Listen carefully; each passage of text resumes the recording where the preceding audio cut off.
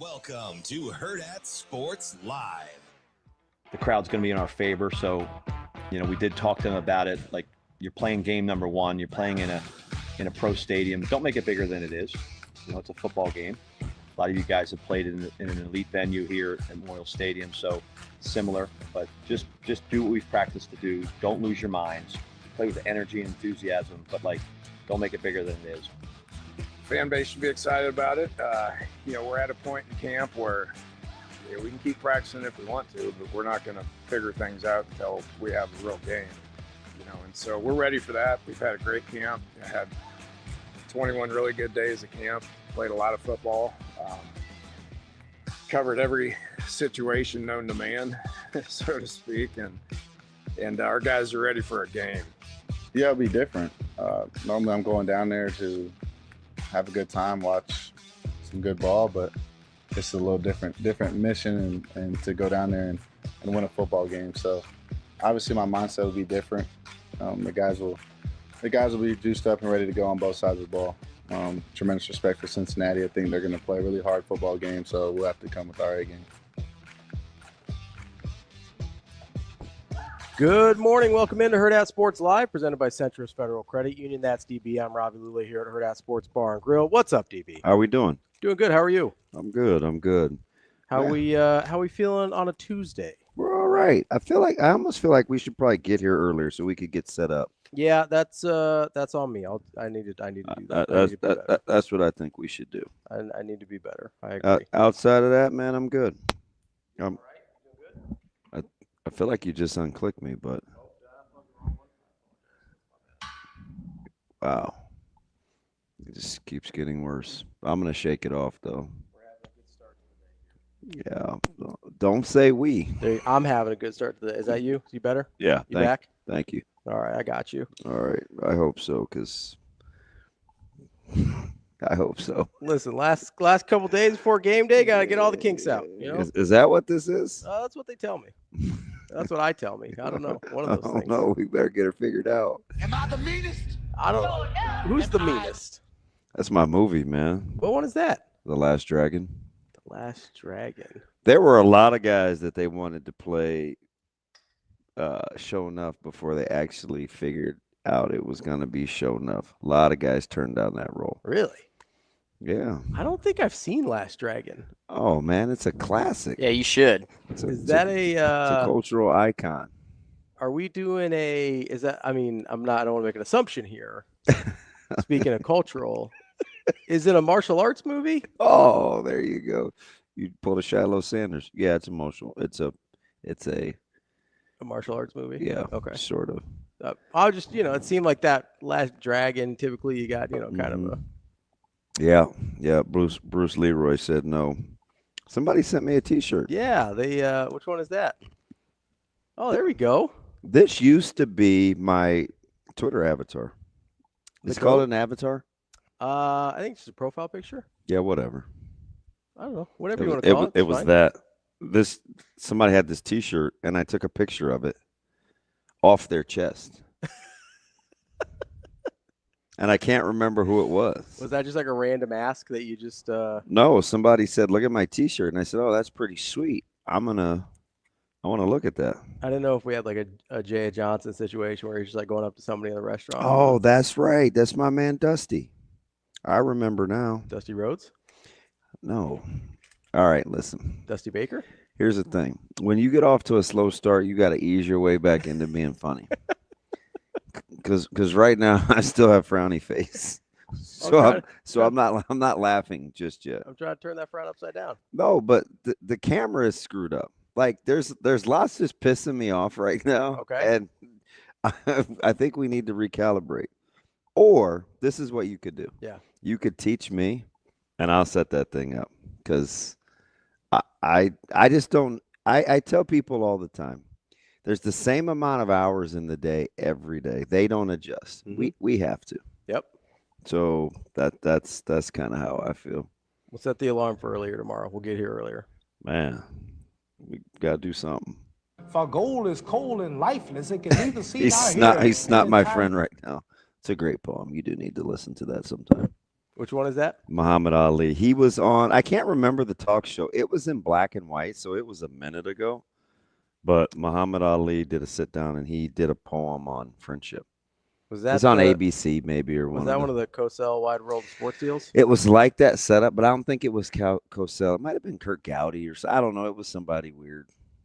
Not that Gowdy was weird. It just not your typical it just was most famous broadcaster of the time. Somebody a little more off the beaten path. No, Gowdy. So Gowdy did do the Wide World of Sports. Oh, did he?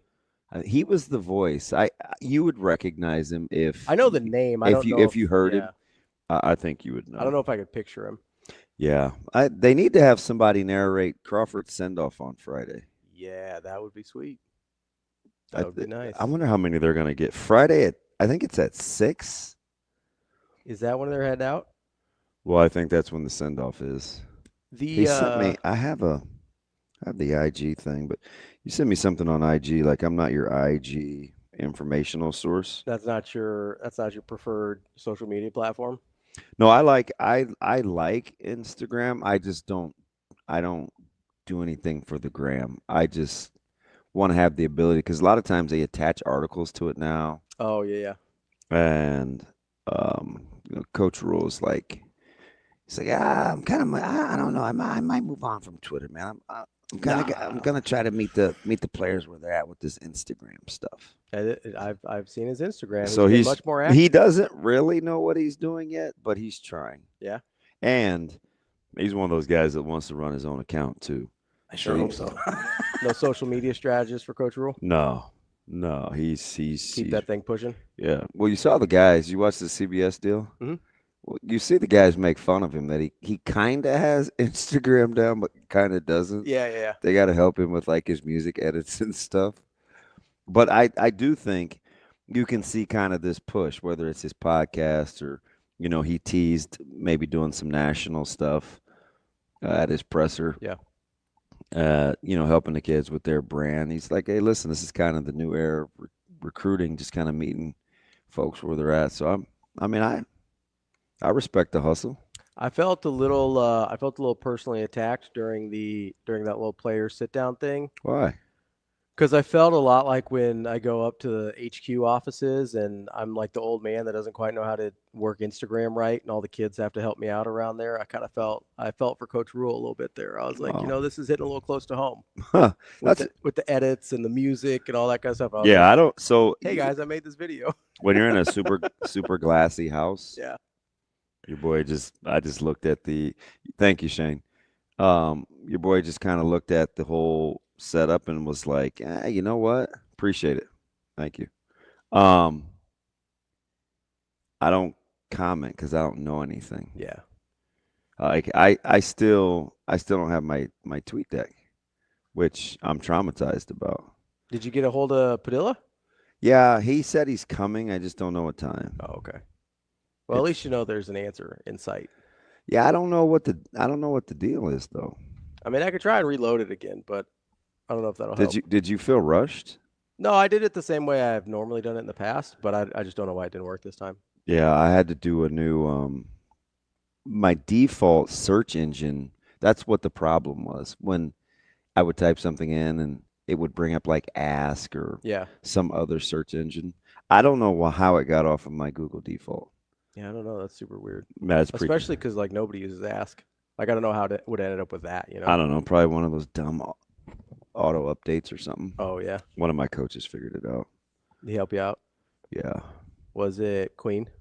So that was my first ask, and because he's competitive, he doesn't really want to do anything to help me. Okay. But he's really, really competitive. And so he worked on it for like 5-10 minutes. And he goes, the only reason I'm doing this is because I want to get it right. Yeah. I was like, I'm well aware. Like, I know you're not going to do me a solid. But then Coach Jensen was the guy that I told you was like the nice guy. Remember? Shampoo hair guy. Ashland guy? Yeah, he ended up fixing it for me. Well, that's good. I finally got mad at him yesterday, but it's okay. What did you get mad at him about? He's too nice. He's just too nice, and I did not like the way that the defensive drill was going, and I was like, hey, give me that script. I'll I'll finish. It was like sometimes, like our guys, we just need to get it in gear. Yeah. We're about 72 hours out. We're playing a team that I don't think really enjoys our company all that much. Mhm. And I think we need to match their intensity level. So that inside run station was not. Not getting the job done? No. And we're trying some different things, so you have to teach too at the same time.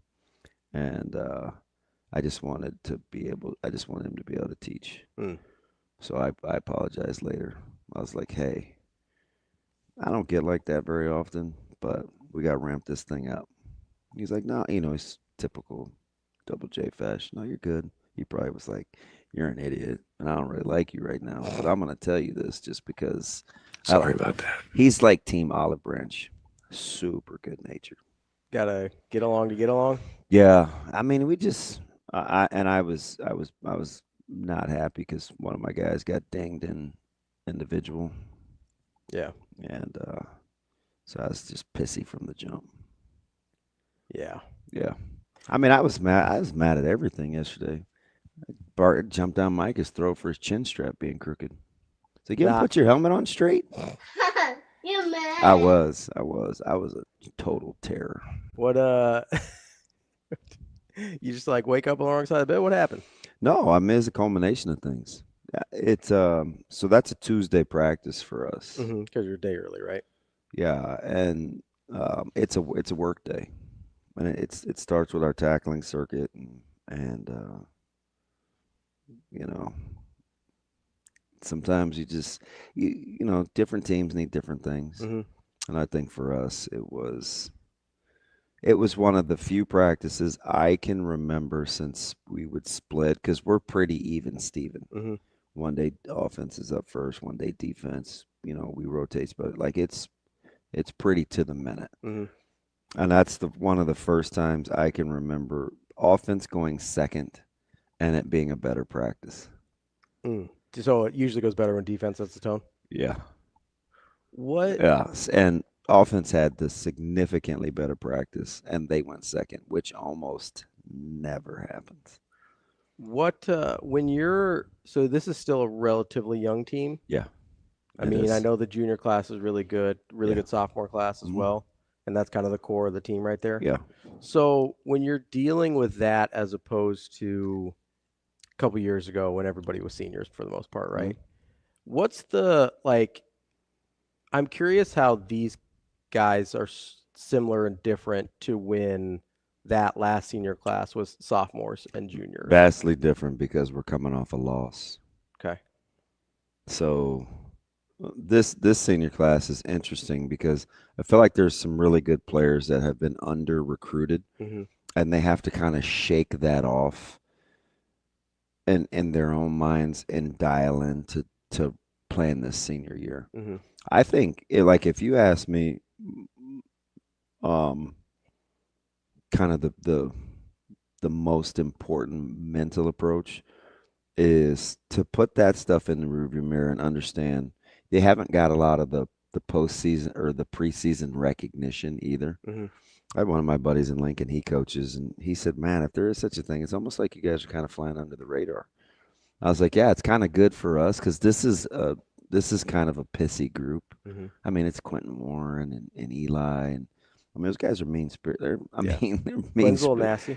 It's so's Eli. Yeah, I don't know. I don't know Eli's temperament as well. And I guess I don't know Q's that well. So it's like, it's good.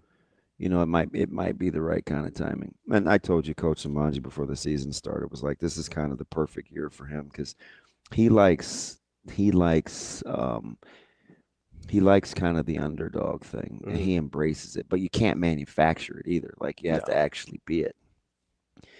And he missed the last game last year, and he's only had 2 losses with North Platte. Yeah. And that was on the road, and then he was gone for state championship. So, I mean, it's just interesting. So the mood, right? The mood, and it's North. It's on the road. It's a big week. There are lots of good week 1 games. I think everybody's just ready to play a game. And last week was the last week to worst week to practice. Ask Nebraska guys. Yeah. They'll tell you. I mean, last week was miserable because it's the week before game week is hard. Yeah. And so we're coming off of that in the weekend, and we had a full day of school, and then you got to ramp it up. So we'll adjust. What like when you go compare like sophomores to sophomores, right? So from when that last really good class was sophomores. You're talking about Rezak and Yeah. Benning and those guys? Yeah. And then you've got this most recent class when either this year's sophomores or last year's sophomores, both really good classes, right? Like do you So that is that Braylon Warren? So like Braylon Warren would be the juniors and then Tay-Tay. like yeah, and Tay-Tay and then like Micah and his class would be the sophomores. That's two good classes. Right? Yeah. Yeah. So when you're looking at those, like how much are their personalities different from when that other group was sophomores, or can you kind of extrapolate and take some things from previous? Because I think we asked that about Coach Rule a lot. Like, how much of the stuff from Baylor applies? Yeah, and I'll give you a good transition, but on a CBS on one of the deals that that Buford and Sierra talked about that I think is super relevant. These guys are a lot more technical. Mm-hmm. Where they study a little bit more. They like technique. They watch film for notes. They're different in that regard. The group that they were compared to was a little more confident, a little more emotionally mature. Mm-hmm. So they didn't grind quite as much. Mm-hmm. Probably a little bit more talent on the lower end now than then. Mm-hmm. But I mean they're different. Like just one, I was talking to one of the guys and we were at the dinner table yesterday and he got compared to his brother. Mm-hmm. I said, that's tough. That's gonna be something I'm gonna try not to do, Micah. And he looked at me and he said, I'm gonna try to give you every reason not to. That's for sure. Like that's what he said. Yeah. Right. So that just is the difference in their temperaments. Yeah. But as it relates to, one of my keys to this season for Nebraska, nobody's talking about it. Mm-hmm. Like not a soul. But one of the things that I'm watching to see how they handle is they've never played with expectations. Yeah. They've never had to manage expectations. So when you get a guy that takes the podium and he's got his little reading specs on and he tells you this is just for optics mm-hmm. and it's game week, like that's going to land a certain way. If he says it 4 weeks later and they're 4-0, nobody bats an eye. Mm-hmm. But for right now, he's got to deal with what comes with that, yeah. right? Or, them throwing Williams Winari out to talk. Like, that's intentional. He's clearly not comfortable. Doesn't strike you as this super orator. But the ability to get you out of your comfort zone so you can get live reps is something that they're all about. So when you're looking at – you heard Coach Butler, I love the way he worded it. And you can tell, because I'm telling you, this dude is so competitive.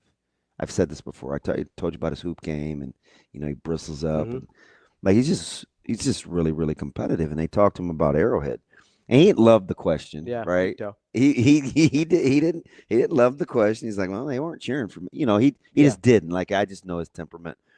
And he talked about it just being another stadium, right? It's still game one. Don't make it bigger than it is.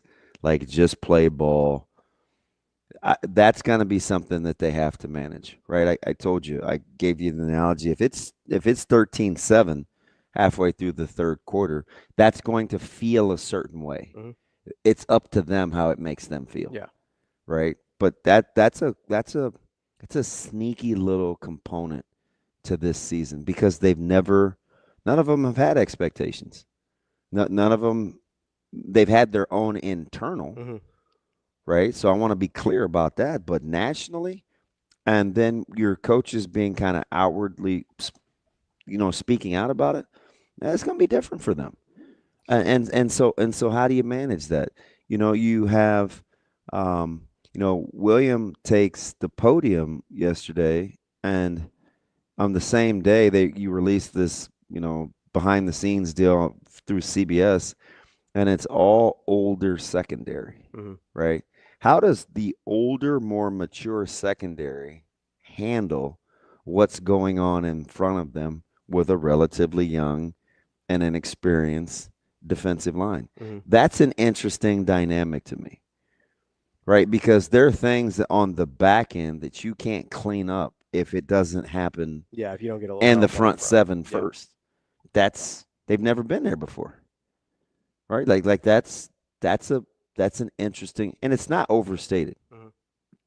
I'm telling you, it's not overstated. It's going to be something that they're going to have to manipulate, because as the front seven continues to grow and mature and get experience, they're going to get talked to by the back end. It's kind of out of order. It's kind of out of order. You usually start from front to back. From front to back. Then you go back to front. Yeah. Right. For as vocal as Toby Wright was, it still started up front with us. Right. I mean, Tony never said anything, so I didn't have to worry about him. But for as yappity as Barron and Tyrone was, it started up front. Yeah. Right. So, Tyrone Williams wasn't going to tell Phil Ellis anything that Phil Ellis wasn't already thinking. Yeah. If that makes sense. Yeah, that makes sense. So them handling the more mature back end to a younger front end, I'm curious. Like there's just lots of little things that I want to see unfold that they're going to have to be able to negotiate and navigate. There's got to be culture driven. That's going to help them get to what they want to do. That isn't necessarily about talent. Is there anything to sort of managing expectations on a smaller scale, right? That I can maybe take from last year and say, okay, started off 5-1, really good start. Then finally had some expectations going into Indiana from a national stage, get our heads beat in, right? Then you go to Ohio State, play well, lose that one. All of a sudden you've got a little expectations of how you're going to play against UCLA. And that's kind of that 13-7 thing you bring up, right? Same score, 2 consecutive games, very different feelings about that, what that score was, right? Yeah. Like, is there enough there in a smaller sample size? Because obviously it's not the same as, Josh Pate. I mean, maybe in the macro, but not in the micro. Okay. Right. Generally speaking, you can talk about the difference in scores at halftime, and Coach Rules talked about it in the offseason, right? What was the difference between Columbus and Lincoln? Same deficit. In theory, you understand, but until you feel it again, there isn't that micro practicality of it. If that makes sense. Like, these guys got to go through it. It's got to be Jalen George. It's got to be Keona Davis. It's got to be Riley Van Poppel. It's got to be, Judy's played X amount of games, so it's got to be McCullough, right? It's got to be Ochoa. It's got to be Fudge. I don't know. Andrew Marshall. Marshall. Yeah. No, interior. Oh, interior. Okay. So, that will be new. That will be new. I'm not a big, hey, they need to start fast guy. That's everybody's low-hanging fruit keys. But that's not really my thing. Nebraska needs to understand they got to figure out how to finish. Yeah. It's how you finish. Well, we've seen him start fast before, and it hasn't mattered. Yeah, it hasn't mattered. It hasn't mattered. So I'm not on the whole. I'm not on the whole. Between start fast and finish strong, you won't finish strong. Always. Yeah. Always. Even when you win, it still doesn't, like, Colorado's a really good example of this, right? How much differently do we feel about Colorado if, let's say, Nebraska's down 7-0 at the half, but then they go on a 28-0 run to end it? How much different do we feel versus what actually happened? Yeah. Because a lot of people feel like that. And I remember being bothered by how we felt about. Yeah, it's like that was a pretty good team that Nebraska just. I'm like, these guys are still learning how to win, and we're running. You're wanting them to go, wire to wire. Fudge, you just got to get them to the starting gates. Yeah, well, and we saw that we saw them not being able to finish, obviously creep up. They had Illinois 2 weeks later in a position where I thought they could have put them away. Yep. Right. Up 2 scores with a chance at a third. Yeah. With the ball. Yeah. And if they're able to, that wasn't a that game didn't have to be close. I mean, we forget about games like that, but Illinois was all but left for dead. Yeah, they were. We were ready to leave them just as roadkill. 100%. So I just think a lot of what my forecasting about this season doesn't have anything to do with what happens physically. I'm having this conversation. It's early, and clearly Lance doesn't sleep, but I guess I don't either for that matter. But we're talking about D-line again.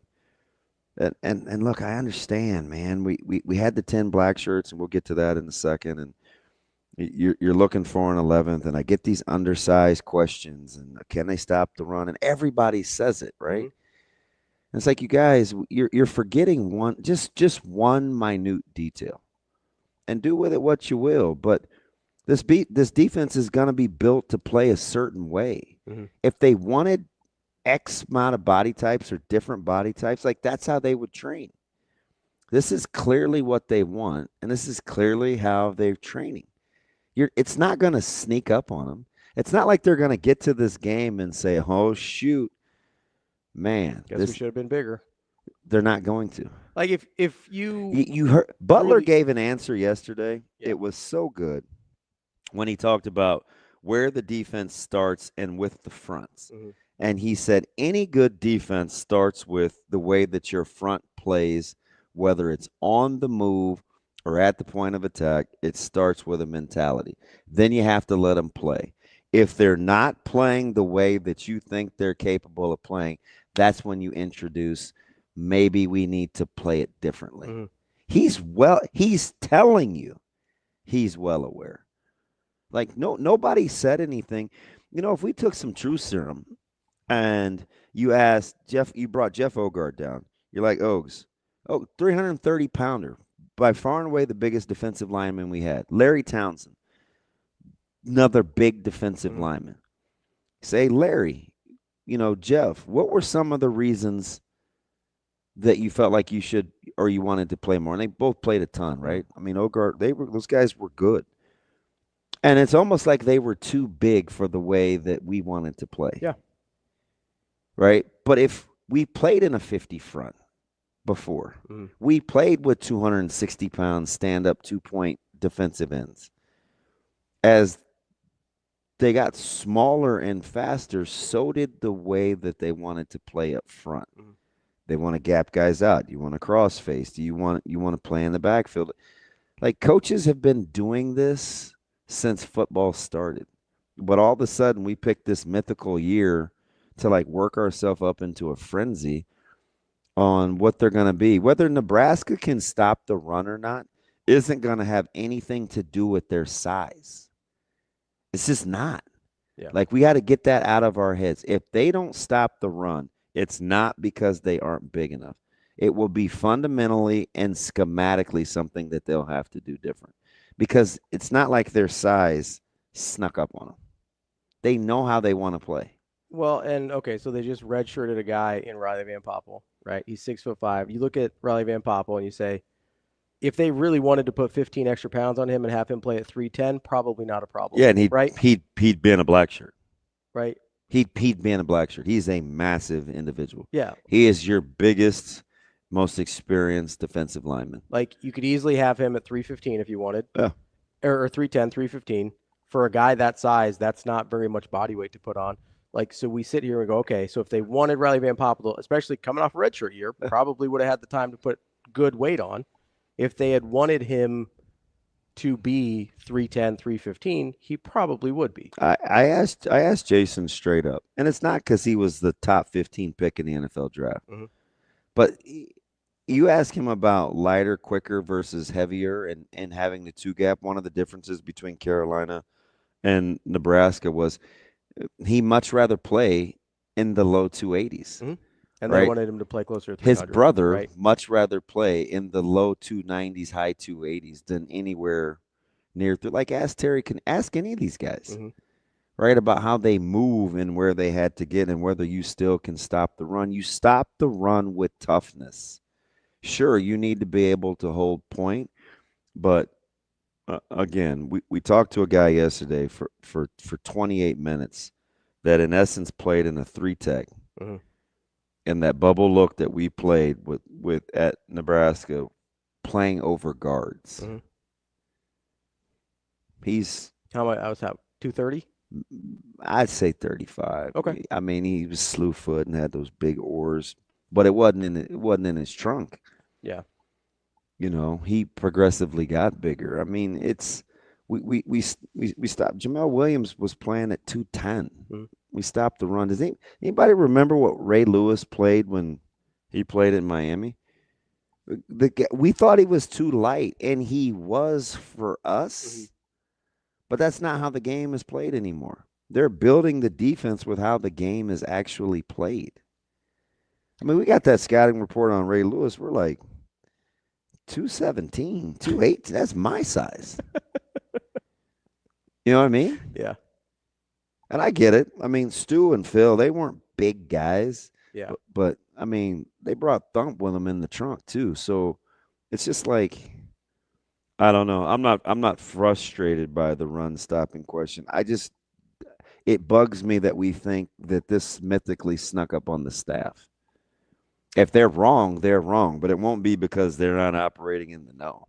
It's not because they couldn't figure out how to get somebody at 310 pounds. Yeah, or whatever they had all off season for that. And when your coach tells you that they want to be an explosive movement front, we'll see if that works. Yeah. Right? Again, do you know what's not going to sneak up on them? The fact that Sorsby 6'3", 235. Big dude. Yeah, you know you're going to have to you better have some lead in your shorts. Big dude. Right? Yeah. And he's telling you without telling you, hey, we need to establish that early. Mm-hmm. Early. I don't ever advocate injuries, but it's not like I'm going to sit here and tell you I don't talk to our guys about the easiest guys to play against are the ones that aren't playing. It's up to you how you make them want to quit. Mm-hmm. It just but you have to set the tone early. He's telling you when he's talking to you. They're well aware of how they have to play. Beyond the move, use your hands, be explosive. It's not like, I don't know. I mean, we'll see how it goes. I think it's also very telling that they went out and got a couple guys in the portal, but look at their body types on the defensive line as well. What's Jalen George weigh at 290? Their portal additions have been pretty good. Yeah. I mean, McCullough's going to play. Law Firm's going to play. Marshall's going to play. Khan's going to play. I mean, on the defensive side, especially, yeah. So you're talking about Pritchett's going to play. Spindler's going to play. Key's going to play. Dan Key's going to play, and Isaiah Hunter's going to play. I mean, the portal additions have been pretty good. Yeah, the mostly hits. There's a couple, right? Maybe guys that aren't ready yet or not going to be ready, but whatever. Liquid, when you have the clip, did you send it to the three of us with the cut-ups? Because you guys were doing a lot of yapping about nothing. I did, yes. Okay. So it is. I'm gonna need you to. You want the D-line clip? Yep, I want the D-line clip from Butler, please. Really, all I want the front to show is they got to get off the ball. I mean, I'm talking about freaking get off the ball and create a new line of scrimmage, either whether it's their get off or their movement. So we want them living in the other team's backfield from an effort standpoint, and then obviously from a physicality standpoint. The physicality of your defense is established by your front, whether it's a front four or a front five. Are they knocking the offensive line back? Are they creating a new line of scrimmage? Are they being disruptive? Are they allowing your back seven, your linebackers and your safeties in the run fit to overlap and make plays on the ball? If they're doing that, then we're playing defense the way we want to play. If they're not doing that, then we're going to have to make some adjustments with how they're playing, but also maybe how we're calling the game. So the heart and soul of your defense, any good defense, is your D-line. We feel like we got some good young players there that have physicality, they have movement, they have explosive playmaking ability, and that's honestly one of the most exciting things for me heading into the game. Having gone against our offensive line, who I've attested to is very good, works very well together. They're gigantic. Now we're going up against another offensive line, which is another test. I think it's going to be good for us to see where we stack up against them as we move forward this season. Can I just say something? Mm-hmm. Will you be patient with me and listen to this again? Yeah. there's a handful of things in here Okay. that he's taken ownership of and that he continues to reiterate. I'm not saying you could tell this has gotten under my skin all off season about this whole size thing, because I don't know if we think we know more. I don't know if we think we don't watch other offenses. I don't know what it is. I don't. Right? And I'm sure it's different with everybody. Hey, well, can this guy play in a 1? Or hey, can this guy play in a 3? Or do we have a true nose? Like, that's what they're paid to do. Okay? And everybody plays a different kind of style.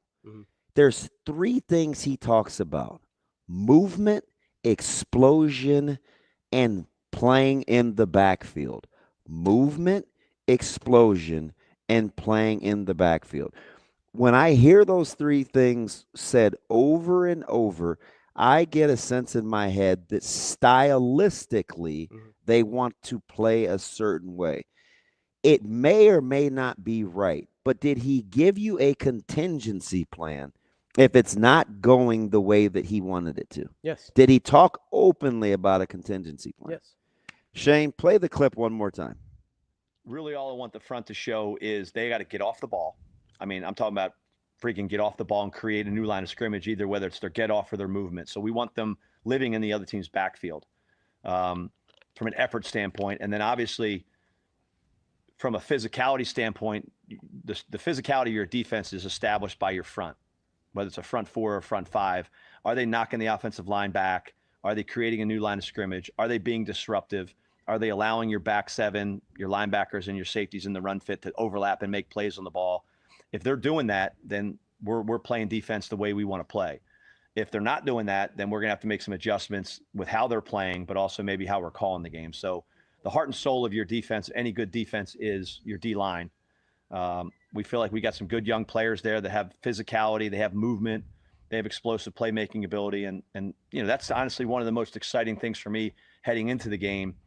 You know, having gone against our offensive line, who I've attested to is very good, works very well together. They're gigantic. Now we're going up against another offensive line, which is another test. I think it's going to be good for us to see where we stack up against them as we move forward this season. Right. No secrets. No secrets how they want to play. The coach told you last week we want to be an explosive movement front. Coach Rule talked about being able to cover on the back end if they need to get an 8th into the box.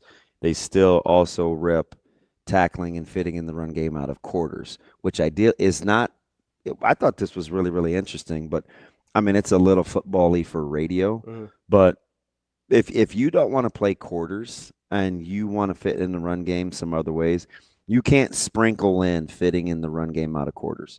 You have to really rep it because you need good eye discipline, especially from the back end. So I'm just thinking to myself – is that a contingency plan, or are we morphing into? Because we played so much robber and 11 when we were kind of this attacking, aggressive style defense. I'm talking 90s. Or you look at Miami's, their underfront that they played in out of the 4-3. They spilled everything because they could run and hit and cover. And they're like, okay, we want to be aggressive. They weren't huge at the point of attack, but until they met a particular matchup, it worked for a long, long time. So I'm looking at how these games are being played, and I look at Nebraska's schedule. And Cincinnati's offensive line is pretty big. One of the things I told you, the game within the game yesterday was 4 new faces trying to play together for the Bearcats versus the chaos that I think Nebraska wants to cause along the D-line. Who blinks first? That right there, if you ask me to boil this thing down, will be, in essence, the ball game. It isn't about Raiola. It isn't about Holgerson. It's if Nebraska's explosive front can cause hay against Cincinnati's offensive line, then everything is in disarray. Because I don't know if Cincinnati's going to be able to slow Nebraska down over time. I think Nebraska can wear them down. Nebraska's offensive line, as Coach Butler told you, is huge. It is a big strong, mauling offensive line. And when you hear reports or people that went to practice or whatever, and it's, well, the offense did this today, or this is what we see, or I don't know, we got to tackle. Like, they're going against what I think, and I've said all offseason, is a pretty good old line.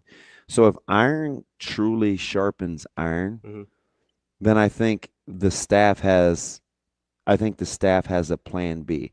I think I know how they want to play.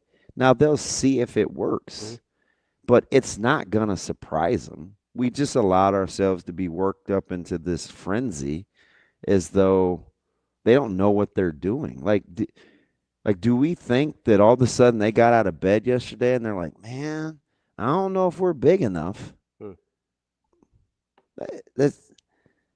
I don't know why we do that to ourselves. Like, they knew Nash and Ty were graduating too, right? Like this guy made a living. This guy right here, Terry Braden, made a living utilizing Chris Jones' versatility up and down that front. Up and down that front. From a shade to a 6. Right? And I don't know if they have a Chris Jones. My point is, they understand multiple ways to skin a cat. You just don't line up and be all Velcro-y and say, me, Riley, no move. No, like, you can't really play the game like that.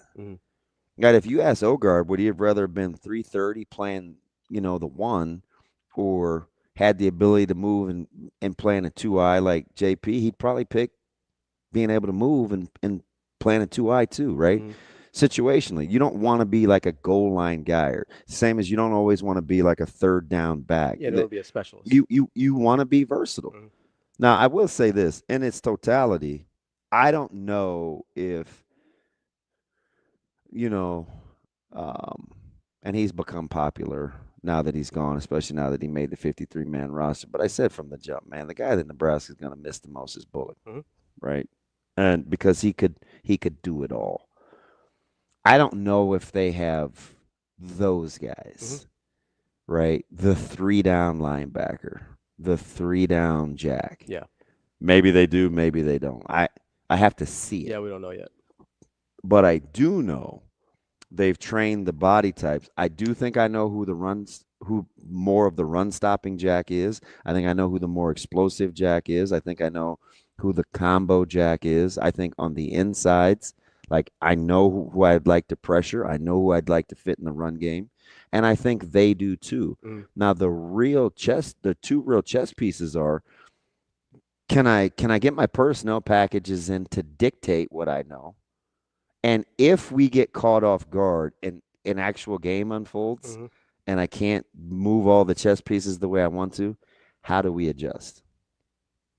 So that I wouldn't overthink it any more than that, because I do think, and I said this to some guys all off season about I get a lot of questions about Butler, and I apologize for stealing the first segment, but this is the football philosophy thing. I think we have to talk about. Yeah, I do. I think we have to really talk about it. And I've said two things about Butler. He's exceptionally bright, and he's exceptionally competitive. He is a philosopher. So you want a guy that's real topical like that to be surrounded by some detail-oriented guys. A lot of guys can envision how to get to the finish line, but you need some protocol guys too. Like, how are we going to get there? Yeah. How do you get? How are we going to get there? Right. Which is where Addison and Phil Snow come in.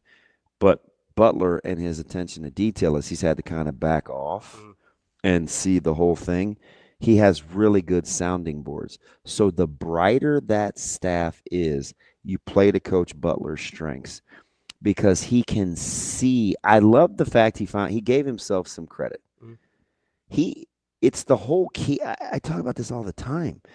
The whole key when you're not the most talented team, if you're super talented, a lot of times you don't have to worry about that.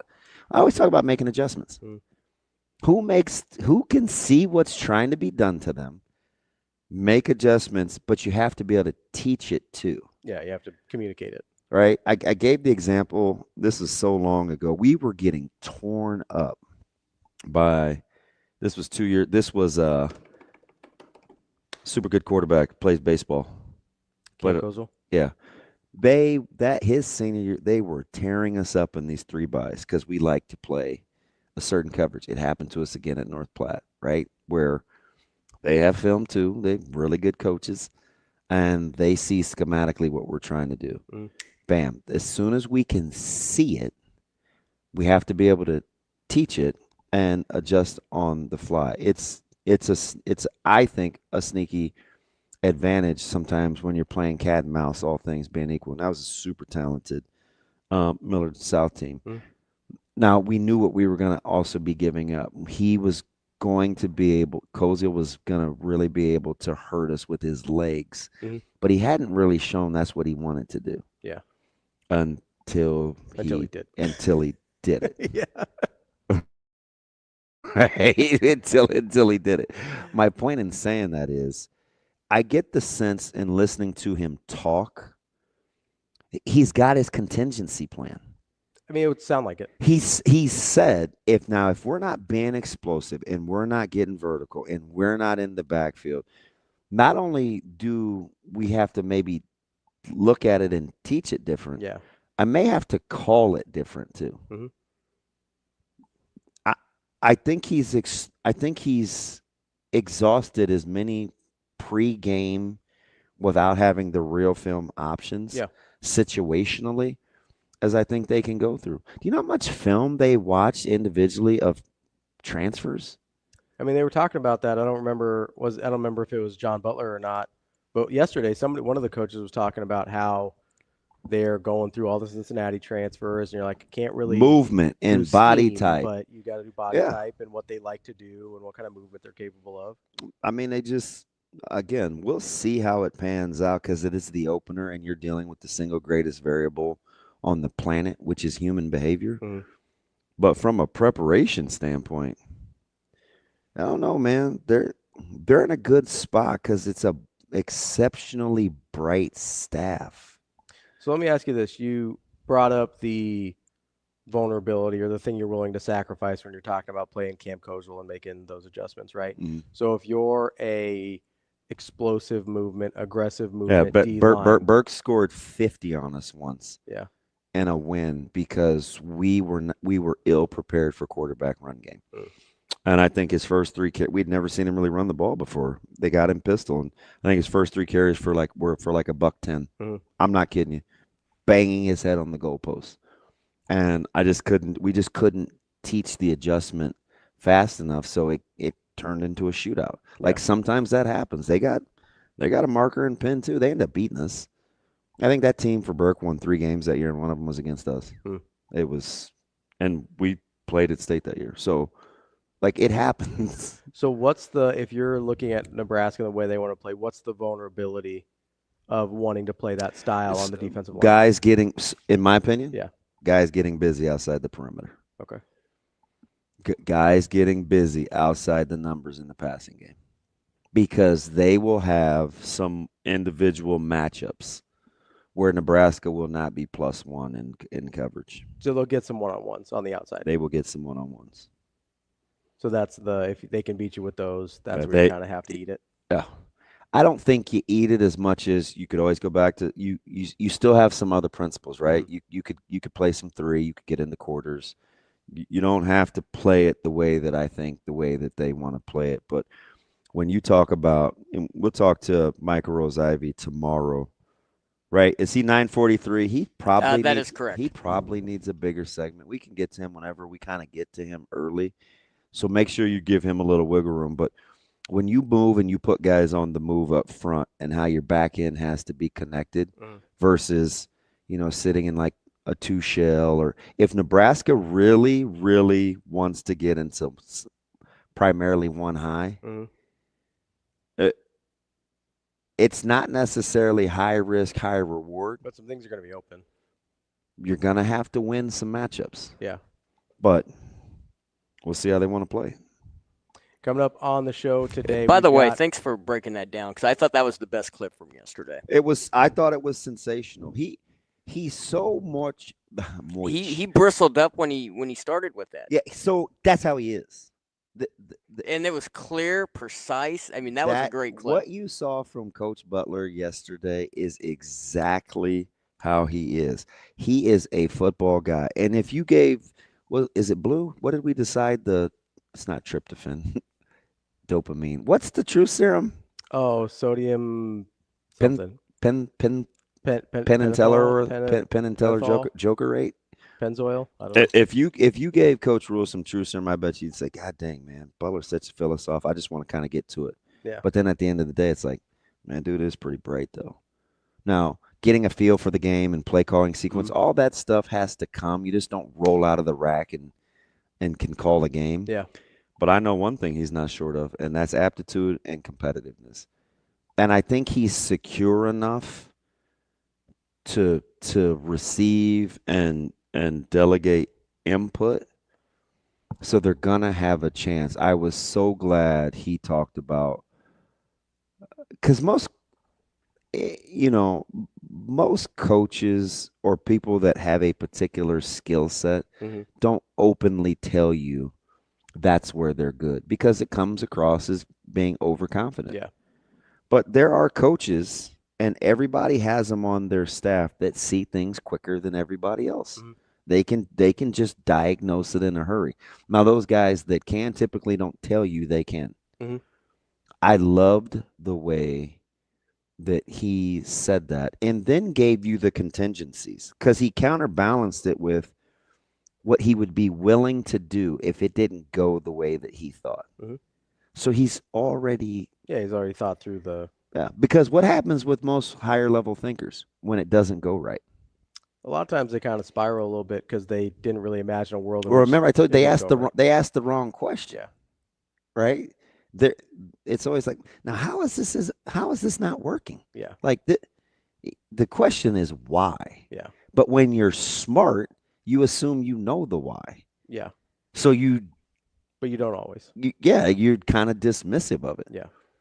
If he gets into that aspect of it and can do that on the fly, you give yourself a chance, because you have a lot of malleable pieces. You want to get big in the interior with your 1 and your 3 and get back to playing a traditional front, you can. You have some bigger bodies. If you want to stay lighter, quicker, and gap guys out by getting into the backfield, you have those kind of bodies. If you want to bring in an extra D lineman and change the front, you have those kinds of bodies. So I think it's all in the bag, where I think being a coach that has professional experience, where you put in a game plan a week and it's different every week, that's where I think they have an advantage. He just needs guys that show that they can absorb the system. How much of people's concerns do you think is the fact that for so long, whether it's in the NFL, college, whatever, we were told, hey, if you want to run a 3 front, you got to have a big Vince Wilfork type of guy in the middle to eat that up. And Vince Wilfork would tell you he'd have a hard time playing today. Right. And as opposed to, I think if we were like, just like, Flozell Adams would have a hard time playing today. Yeah. Right at left tackle. But how much do you think the concern is from that mindset of? Well, I think that's a lot of it. I think we envision how it's supposed to be done and how it's supposed to look. Because if we hear, hey, they want to run a 4 front, and you've got 3 guys that are 280 or 290 and one guy is at 265, 270, we probably feel okay. Yeah. Better, right? Like, we'd probably be like, oh, we got a 4 front. You can be a little bit more undersized in the middle because you got 2 guys there. Like, I don't know how much of it just we expect them to look a certain way. Yeah, but because I don't know if we understand though. But when you're talking about 4-3 ends, those guys are typically in the 255, 260 range. Yeah. If you're using, they look like Wistrom or Tomich. Yeah. Right. You can be lighter, quicker. You're at the 1 and the 3. If you're 5 and you're 7 are bigger guys. Yeah. Like, we thought Dante Jones was undersized. Guy got drafted by the Steelers. Pretty sure he's pretty tough, and I think that guy probably weighed 220, dripping wet in concrete boots. There's multiple, and he did not look like Dwayne Harris. How? Right? Dwayne Harris, bigger, stronger, longer. Yeah. How much did Randy Gregory weigh? Man, that's a point of consternation internally amongst that old school brethren. What he should have weighed versus what he did weigh was never the same. I think some people think he was sub 220 at times. He acted like it. I can tell you that. Yeah. Pretty safe. Yeah. How many times? It's gonna be fascinating. But I'm telling you, if Nebraska comes off the ball defensively and they're uber quick and explosive, the next thing we'll be saying was, "Can't wait to see how it looks against Michigan." Yep. That's what we'll say. Yep, that'll be the next thing. It'll always be the next test to satisfy if we think it's good enough, because I mean, we want to be right. We don't really want to get it right. We rather just be right. Coming up on the show today, we've got Brett Ciancia from Pick 6 Previews at 8 o'clock. That's coming up right after this. We've got Mike Schaefer at his regular spot at 9. And then we'll talk a little Ohio State football with Stephen Means at 9:45. We'll be back. More Hurrdat Sports Live.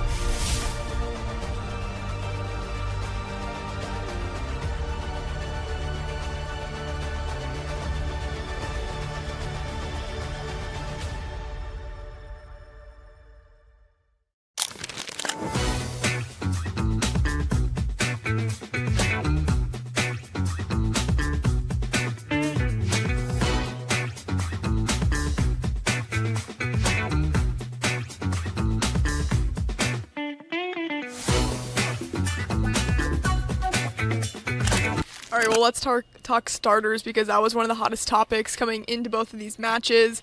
Laney Choboy is the libero, but then we did find out Virginia Adriano starting, Terea Sigler starting. We saw that mixed up, and Ali Check got the start in the second match, but what was your reaction to those starters that Danny picked out? Yeah, it's interesting. A little different than what we saw with John Cook, where he really emphasized playing the littles in the back row.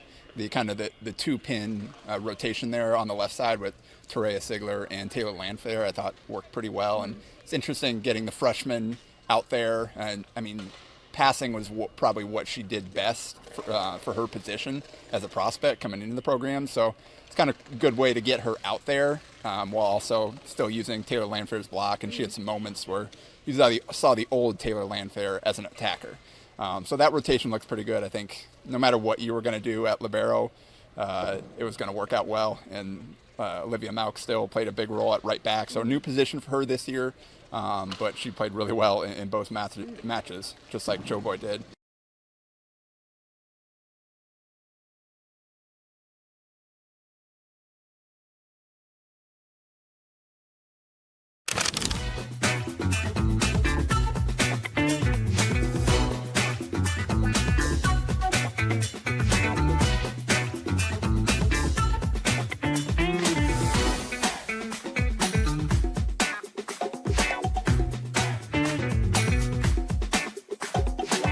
You know, I think that's part of the thing maybe people worry about sometimes, that maybe they don't understand the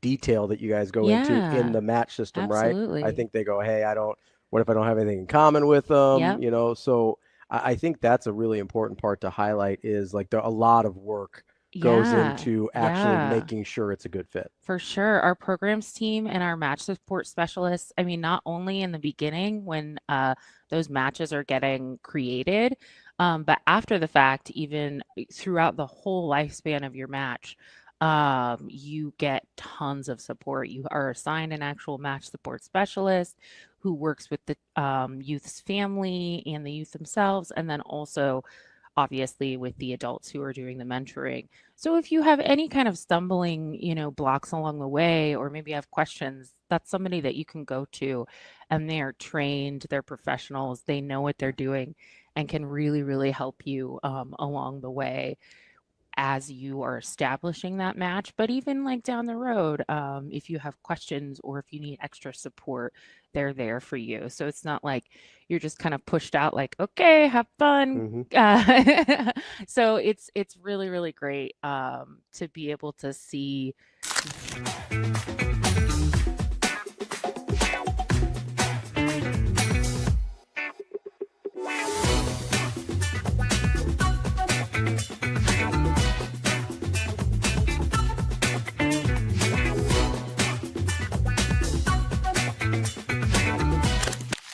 And Imagine your first dream home and the feeling of walking inside for the first time.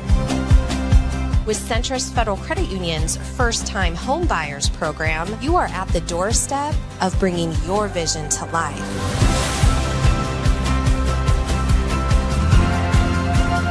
Welcome home. From your neighborhood mortgage experts, Centrist Federal Credit Union. We are where you are.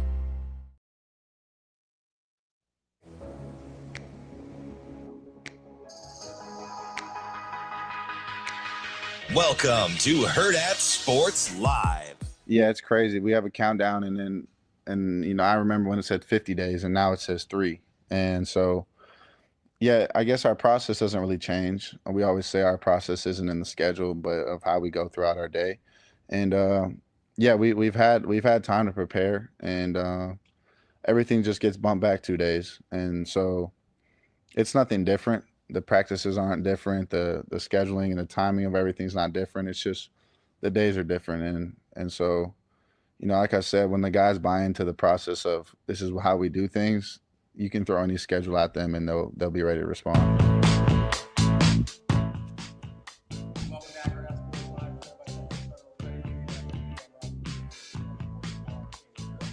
We are joined now by our friend Ciancia from Pick Six Previews. Brett, how are you this morning?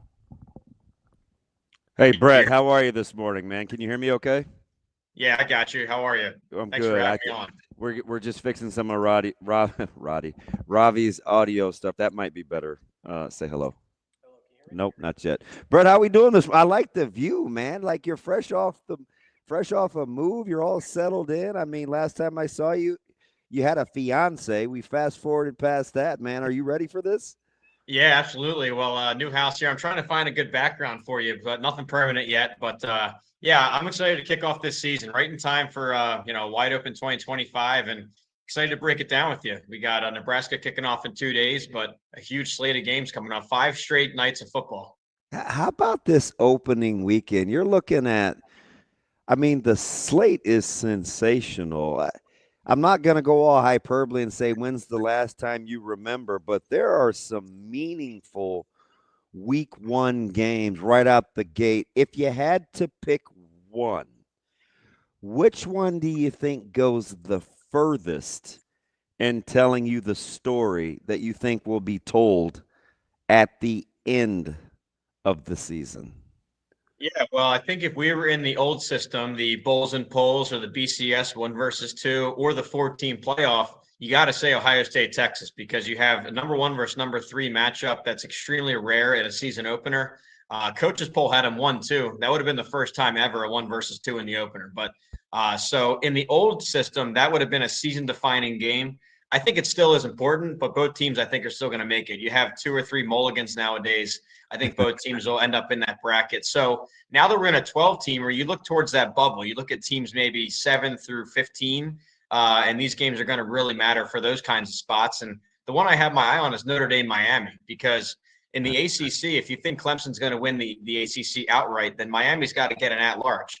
And this is going to go a long way in their season storyline. If they can beat Notre Dame, that's one of their hardest games on that schedule.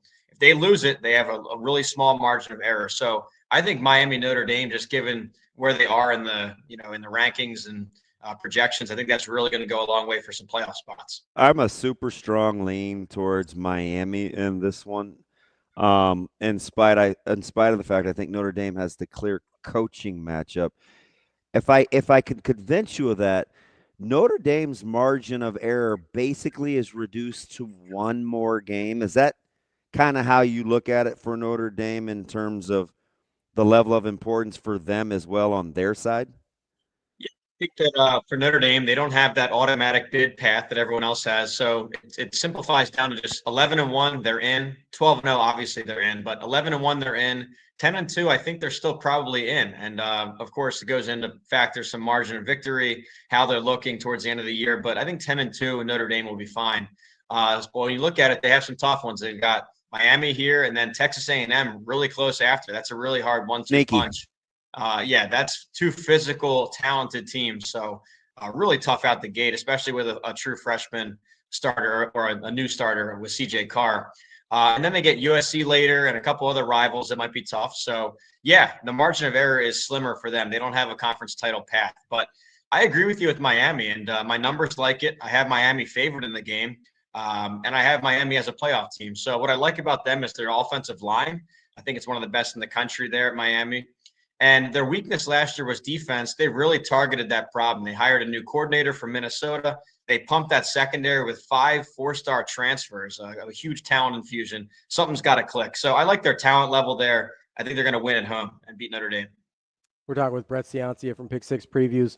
Brett, when you're looking at some of these conferences, and we'll get to kind of, I'm sure, Big Ten and SEC country here in a little bit, but who do you think is more likely to get multiple bids, the Big 12 or the ACC, with you mentioned with Clemson and Miami? Well, I think the ACC will get more bids, but I don't think it's actually a testament to what's a stronger league. It's two separate things for me. So with playoff bids, I see Clemson, definitely a playoff team. And then I think Miami, like we just said, is strong enough to go 11-1, maybe 10-2 and get an at-large bid with a decent enough resume. So I see 2 from the ACC. Meanwhile, the Big 12, it's just so many solid teams, no real giant team. I think they're going to beat each other up. Really competitive football. I think it's a deeper conference team for team, but in terms of trying to get a team to go 11-1, it's going to be tough. So ACC will get more teams in than the Big 12, but I think the Big 12 is a stronger conference, if that makes sense. So I go on how deep it is. I mean, you could argue 10, 11 teams that could go win that Big 12. I think it's the most wide open conference I've ever covered in 14 years of doing this magazine. Let me ask you something, Brett, 'cause before we get to the individual teams, philosophy in terms of scheduling, right? SEC is going to have a seismic shift here, even in the non-con, when you're still talking about playing Power 4 opponents. What happened, or how did it work where we said to ourselves, if Cignetti can joke about the SEC model, then almost literally a year to the date later, the SEC could become the standard for how to do a non-con plus conference games. Strictly a money thing with your television providers. How did the perception of the flip happen so quickly, or are you still waiting to see it if that's how the SEC does in fact schedule in the non-con? Because I thought that was one of the built-in advantages that the SEC gave themselves is the 8-game conference schedule. It's just math. It's just one less round of games where you're beating each other up. What that means is less losses across the board, and that means more ranked games. You're in that poll more. You're more 10-2 compared to 9-3 or 8-4. It's just less infighting, if you will. So now they add that 9th game. Maybe they listen to Coach Cignetti, some of those comments. But yeah, not just the 9th game in the SEC, but then a required 10th Power 4 game. So it goes from the weakest scheduling, in some people's opinion. You see the Big Ten fans all over Twitter making fun of them every year. It goes from a perceived weakness to now the standard bearer of college football. They're having everybody else up their game. So, you know, the SEC is always the leader, and they seem to be right on a lot of things. So let's let it play out, and maybe they're onto something here. And maybe they know of a future playoff model that they're already working on behind closed doors where this is a benefit. I don't know. I'm not in the loop on that as much. But, yeah, they really shook it up, and maybe they're setting the standards again. The television partners paying for that inventory, whatever numbers they're floating behind the scenes have to be extremely appealing if they're sick of seeing the Big Ten's payouts because of that 9th conference game in the inventory. For them to even suggest that in the non-con of the 10th game, but that has to be fiscally pretty advantageous if they're going to get that 5+11 model. Yeah, absolutely. I mean, look at all the resources the Big Ten has been able to pump into their football programs. I mean, stadium upgrades, but really it's with staff, some of the most expensive staffs in the country. The NIL market, you guys know how expensive these players are in the transfer game, and the Big Ten is outperforming everybody. So, yeah, I mean, I think it's a money play. I mean, yeah, maybe Cignetti's comments needled them the wrong way. But, yeah, I saw Indiana. They don't play a Power 5 opponent until like 2031 or something. I don't know. There might not even be a Big Ten by 2031. It's so far in advance. But, yeah, so I think it's a money play for the SEC. And they must feel confident in whatever future playoff model that they're secured. They're going to get all their teams in if they want. So I can't wait to see it. I mean, hey, it's the most exciting football in these big conferences. So it'll just be it'll be exciting. So, Brett, I'm one of those Big Ten fans that likes to complain about the SEC, and I not just the schedule, which obviously they're in the process of fixing, but also I feel like a lot of times the preseason polls inflate them in a way that kind of just leaves everybody else kind of building off of that foundation of nonsense the rest of the season. So I'm going to ask you, because you're the numbers guy, you have more objective ratings about these things than the preseason polls do. How does your view of the SEC coming into this season differ from maybe what the mainstream media, the preseason polls do?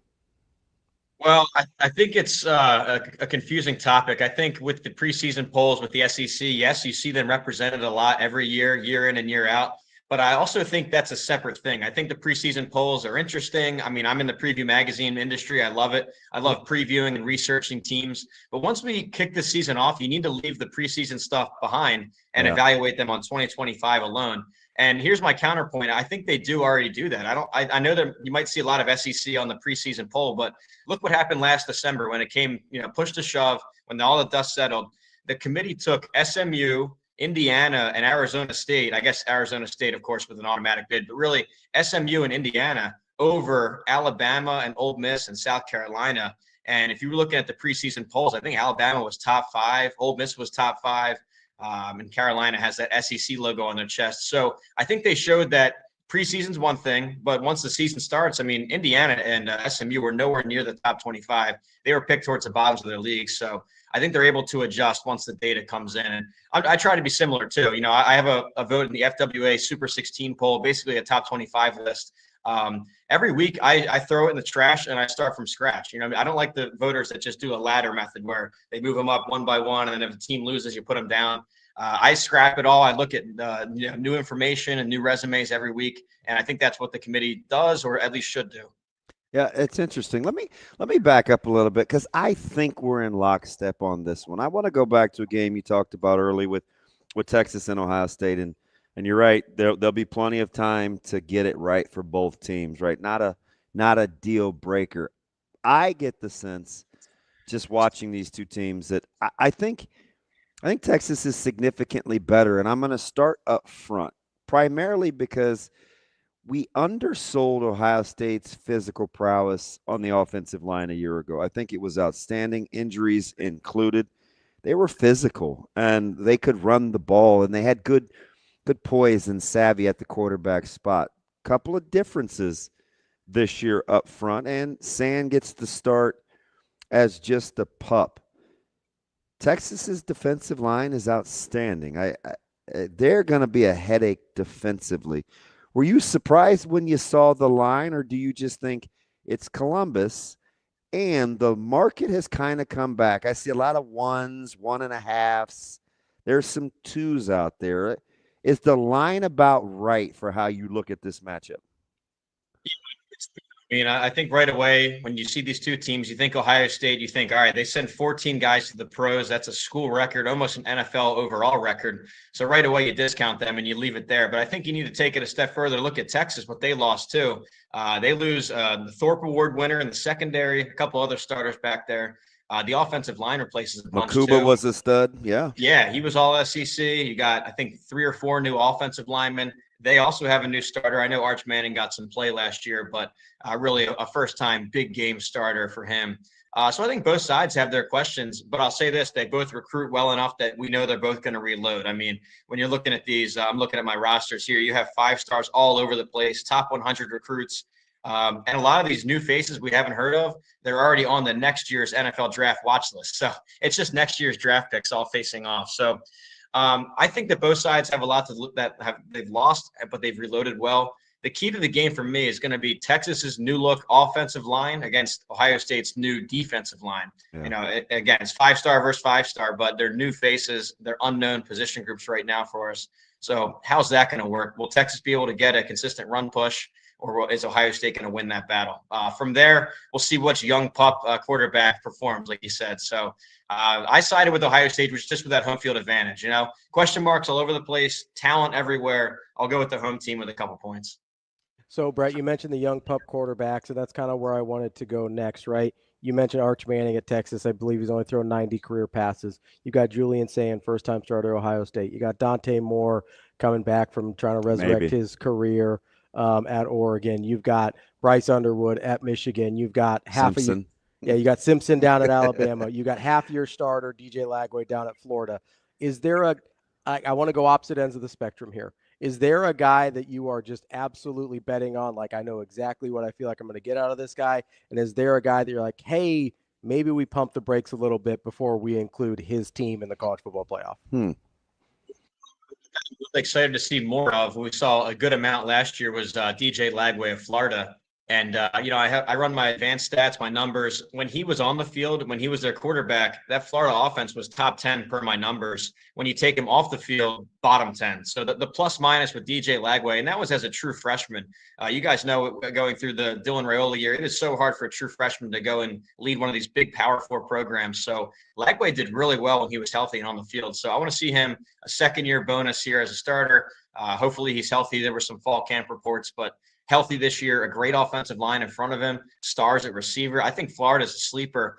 They draw one of the hardest schedules in America, though, so I don't know what to think of it in terms of win-loss record, but I want to see him perform again. A question mark I have is Georgia with Gunnar Stockton, and I know that defense might be the best in the country. It's 11 5-stars, and they're too deep. Talk about flying under the radar. Yeah. Georgia I is didn't even flying under the radar. I didn't even bring him up. For as much as Georgia can. Doesn't it show how wide open it is this year, where we're calling Alabama and Georgia as the sleeper dark horse teams? It's unbelievable. But it's so true. And LSU getting more hype. You're right. Yeah, you're right. I've been on a lot of shows. No one even asks about Georgia anymore. You forget they even exist. But yeah, a question with Gunnar Stockton, because we only saw him for a game and a half, and he played well. It was against some of the best defenses. It was against Texas and Notre Dame. So now he's had a whole off season as the starter. Let's see how he performs, because the defense is certainly there. Like I said, 11 5-stars on their two deep on defense. That's more than some entire conferences have. So, I want to see that, but still a question on their offense for me. I think they lay waste in week 1 because the schedule won't have come into play yet, and it is murderer's row for Utah. I want to go back to the Big 12 and kind of how you cap this. I think this was probably 3 years ago, maybe 4. You and I were in lockstep on Utah. We liked them to come from out of nowhere to make a playoff push, quarterback injuries aside. I love Dampier. I think they're well coached, obviously. The schedule is tough, but in week 1, it's not in play yet. How good do you think Utah looks with this week 1 matchup? Yeah, but you're right. Utah was one of those programs that seemed to always fly under the radar, and me and you and other analysts were all over it. They have that great defense, really hard-nosed and, ball-hawking defense under Morgan Scalley. But what happened the last couple of years were injuries, and you just can never forecast for that. 2023 was the worst injury run I've ever seen, and head coach Kyle Whittingham, he called it the twilight zone that he was living through. He couldn't believe the amount of starters lost. Last year it happened again, but only at quarterback. They were down to their 5th-string quarterback at some point. So, new offensive scheme this year. It's that dynamic rushing attack from New Mexico. They're bringing coordinator and quarterback. Dampier is really elusive in the pocket. He was rushed 100 times or pressured 100 times last year, sacked only 4. It's the best sack rate in America. So he's electric. I know it's a step up in competition for him, but I like what they have. So when you look at this wide open Big 12, I think they're certainly a player. I'm not going to call them the favorite. I've got them 4th over there, but I have them in my top 25. Unlike the AP and the coaches, I think Utah, along with Baylor and TCU and K-State, a lot of these teams deserve, well, maybe not K-State after what we saw Saturday, but it's a really deep conference. They deserve more ranked teams. And, with Utah, I think you're going to get a solid team again. Schedule's brutal, but I think they will win Saturday night in the Rose Bowl. No home field advantage there, guys. It's going to be all red. It's going to be all Utah fans down there. I think UCLA gets hammered. Let me ask you something here, Brett. I just want to stay with the Big 12 real quick while we're on the schedule talk, because a lot of people have like a few dark horses. I hear Baylor, I hear Texas Tech, and I hear Utah. 2 of the 3 have brutal schedules. Which one matters more to their respective team? Texas Tech's schedule or Utah's schedule? I like Texas Tech's schedule. I think it's slightly more favorable.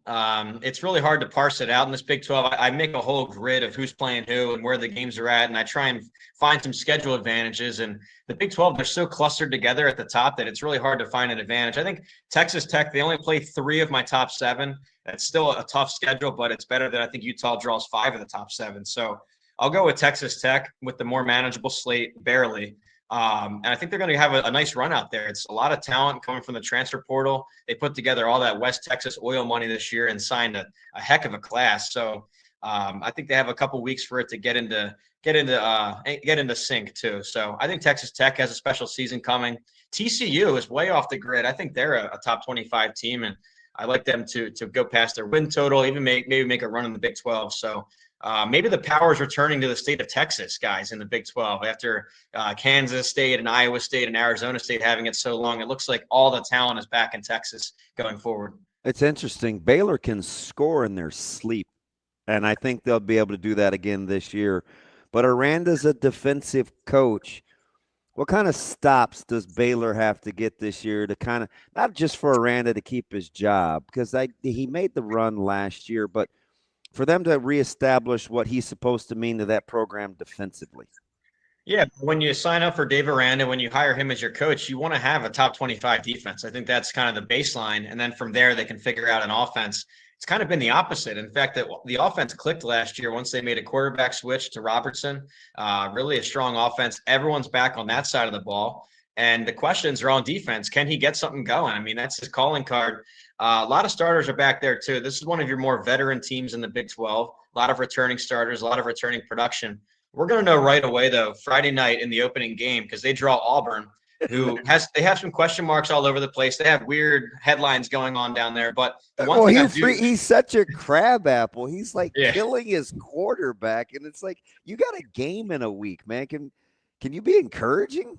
I know. So that stuff aside, the one position group I do know that we have at Auburn is the receiver corps. So with Cam Coleman and Eric Singleton come from Georgia Tech, a couple other 5-stars, Malcolm Perry, we know that's a solid group. So that receiver corps is going to test this Baylor secondary. We're going to learn a lot about Aranda's defense and his improvements right away Friday night, if this is going to be a solid defense or not. So I can't wait to see that in action. I'm absolutely stunned that a Hugh Freeze team has drama. I mean, he's just been out of control, man. It's just like he'll say anything. Color me shocked. So, Brett, we're staying in the Big 12 here for a second. You mentioned 10 or 11 teams that you could envision winning this conference. Is Arizona State your favorite with the return of Leavitt and Dillingham, or are you kind of one of those? It seems like I know with 17, 18 guys back, you'd think they'd be more the prohibitive favorite, but it doesn't seem like it nationally. Speaking of playoff teams, they're flying under the radar. Feels like Arizona State's really not. I mean, did we like Cam Scadaboo that much? Like, I know he's really good, but like, what's happening here with Arizona State? Yeah, well, their coordinator calls them scat plays. It's plays he couldn't even scheme up. It's just the Scatabo would go crazy and break 5 tackles and jump over people. It was like a cheat code. So you do take that away. But Damon's right. I think it's 18 returning starters. And yeah, I ultimately went with Arizona State to win the conference. And I went through this 100 times in my head over and over, different scenarios. And I thought, am I overthinking this? I mean, you have the defending champs. There was no fluke last year. If you look at the advanced stats, their profile, it all looked legit. They bring everyone back. They have a first-round quarterback with Sam Leavitt, first-round receiver maybe with Jordan Tyson. Coordinators are stable. So I think, I went to Arizona State to win it, and I have them playing Texas Tech, who's more of a wild card like we talked about with all those transfers. But that's where I went with. I think maybe we're all overthinking. This is still a defending champ. They have everyone back except for the running back. But, I'd like Arizona State to go repeat outside of those two teams, you could argue Baylor, Utah, TCU, maybe Iowa State now after what they showed us, that they can still grind out close games. Shouldn't be surprised about that. That's what they do, and they did it again Saturday. But, yeah, it's a deep conference. I went Arizona State. I didn't want to overthink it. Which team, in your opinion, is more affected by what we thought of them last year? Illinois or Indiana? Yeah, well, I don't know if you saw my preseason rankings, but I'm not making many friends in Champaign, Illinois. Absolutely, why I want to start with. So I used you as the preview is so good. If you don't have it, it's Brett Ciancia with Pick Six previews. I felt like, and I said this to my buddy, I said, I've said all offseason, however you felt about Illinois is how you feel about them this year with 18 starters back. Apparently, you did not think much of that style of play because they are non-existent in kind of your preseason talk. Is that what it boiled down to? Well, yeah, it's two things. I mean, right away, I respect Brett Bielema. He did a heck of a coaching job last year. You look at some of these games, they grinded out. Nebraska in overtime, Kansas by 6, Rutgers on the last play of the game with the crazy touchdown. Purdue, the worst team in America, they won 50-49. Not named Stanford. Yeah, I don't even think Purdue scored 49 points the rest of the season, but against Illinois' defense, they put up 49. So anyways, it was a great coaching job to grind out 10 wins, a great bowl game over South Carolina. But when you look at their profile, look at their advanced stats, it looked like a below average team. I mean, a below average defense on paper. The offense was about average. So yeah, great coaching last year. They got 10 wins, and yes, they bring back the whole starting lineup, but I think this lineup has already hit its peak and then some last year. So I see a regression there down to like a 7-5, 8-4.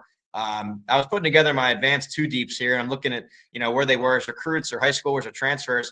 I think they have 2 4-stars on the entire 44-man 2 deep. I mean, now he's got them coached up well, but that's just not the horses to go for a Big Ten title run. So, yeah, long story short, I think that they regress a little bit this year in the win-loss column.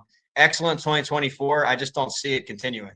Now, Signetti gives me and I talked to him in Vegas at Big Ten Media Days. He gives the impression that talent-wise, they may have upgraded. Now, he is in wait-and-see mode on the chemistry and the selflessness and some of the intangibles, but they get Mendoza. He's a good offensive mind. How do we feel about Indiana based on the run last year? Yeah, so I feel better here, and here's why. Because not only did they have a similar win-loss record to Illinois, but they destroyed everybody in their path last year. I mean, these were major blowouts. They had some of the biggest margins of victory in the country last year. I know it was a tolerable schedule, but still, I mean, if you look at common opponents, they were destroying people. So you start from there. I know they came up short in the playoff, but really a strong season, both sides of the ball statistically. And now they bring a lot back too. It might not be the exciting 20 starters or something, but it's enough of that team that's back. And 3 All-Americans on defense last year, all 3 returns. So they've got star power at each level. And I think you're right about his quote about upgrading talent. They got some great transfers and sprinkled them onto this roster. Receiver, running back, at quarterback, I like Mendoza a lot. He played on a pretty rough Cal team last year, but he has a good arm. So yeah, I think they did a good job in spaces here in the portal. Patching up the roster. I trust them more than Illinois going into 2025. So what does trusting them more look like? Is that, hey, you think you can make another playoff run with Indiana? Is it schedule's a little harder, so maybe we're talking about 9-3 Indiana? What does that mean that you trust them a little bit more? Yeah, trust more in the sense, I think they're still a top 25 team. This isn't going to be your old Indiana again overnight where they're back the bottom of the barrel in the Big Ten. I think you still have a solid team here, a top 25, maybe a top 20 caliber team. 9-3 sounds about right to me, maybe 8-4. But just, yeah, more proven pieces. And yeah, I know the schedule heats up a little bit, but still somehow a more manageable draw than most get. So I think they're going to collect some wins. They're not going to fall back to the old Indiana, but I don't think they're going to go 11-1 like last year's team either. So, cut the difference. Let's call them a top 25 team, 9-3, something like that.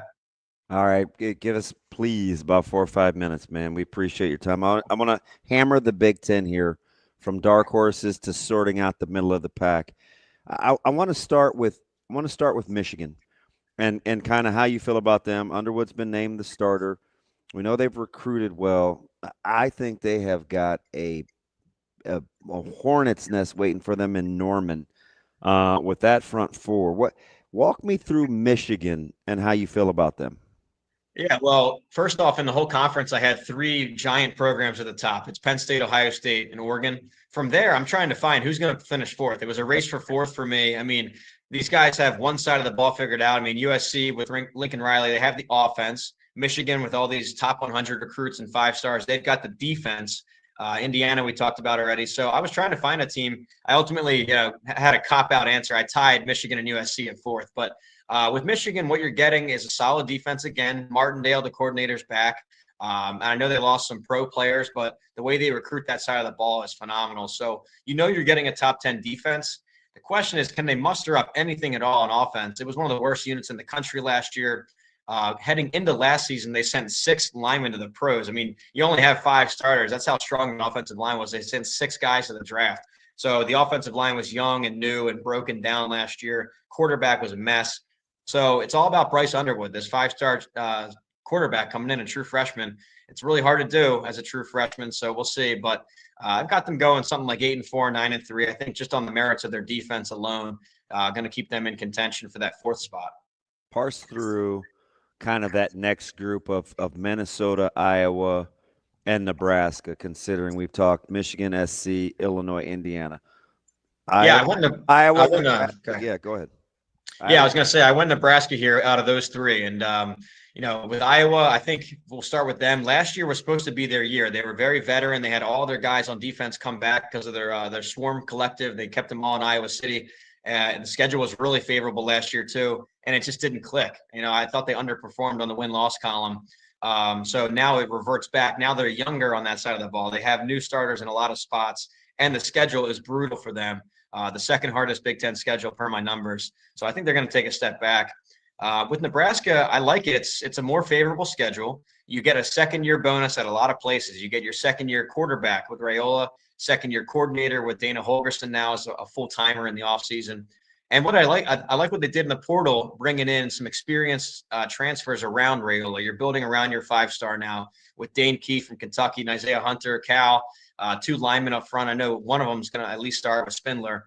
But yeah, I like what they did building around Raiola. I think you're going to see one of the more improved offenses in America this year. And that should be enough to get them past that 7.5 number for wins, get them maybe into contention for the, that 9-win mark. So I think they're going to really improve this year and be among or above Minnesota and Iowa there. Is 9 about your ceiling for Nebraska? I don't even want to put a ceiling. I mean, it's a really manageable schedule. When I went through and did it, I saw 8-4. I think they're going to take care of business when they should. They might lose one, get upset somewhere, but then pull an upset. So I think 8-4 is my number. 9-3 I can get to. But then you look at this schedule and you just always talk yourself into it. I mean, there's a way if they take care of Michigan, right? If Michigan comes out flat on their offense and Underwood doesn't click, I mean, is there a path to 7-0, guys? 8-0? I mean, it's not that crazy. You got to see it happen, but it is a nice front-loaded or just sort of back-loaded schedule that they could really get out to a hot start. So, but you got to take care of business. We've gone down this road before with Nebraska's schedule, so you got to see it this year. All right. Difference in your opinion between, let's say, Minnesota and Washington? Well, yeah, I mean, I like Washington getting the second-year bonus, and I know I keep saying that on the show and in my magazine I reference it a lot. But the second year of a system is so much more advanced. The install is so much more advanced. They know their players. They have another cycle of players coming in that they. Oh, we're hoping to see it in Lincoln, so you can talk about it all you want to. There you go. Yeah, you're looking for a third-year boom under Matt Rule. That's where it clicks. Holgerson and Raiola, man, year 2 would be spectacular. Yeah. I mean, hey, he did it in his 3rd year at Temple. He did it at Baylor. Now looking for that 3rd-year boom at Nebraska. But no, I like Washington better than Minnesota for that reason. You get a 2nd-year boost. I thought they played really well last year with a tough schedule. I like the quarterback with Damon Williams. So they're kind of sneaking on the radar there. Minnesota, I like their style of play, but they're switching coordinators. Heatherman was. Yeah, again, it's like an annual thing. They keep going to other Power 4 schools too. Starting over fresh at quarterback, that concerns me a little bit. So, they're a tough out every Saturday. In fact, that could be a potential trap for Nebraska going up there, a road game, middle of the season. I mean, that might be a loss for Nebraska, but I like Washington better. So I've got them just outside my top 25. They're more of a dark horse type. They could make a serious run if everything clicks their way.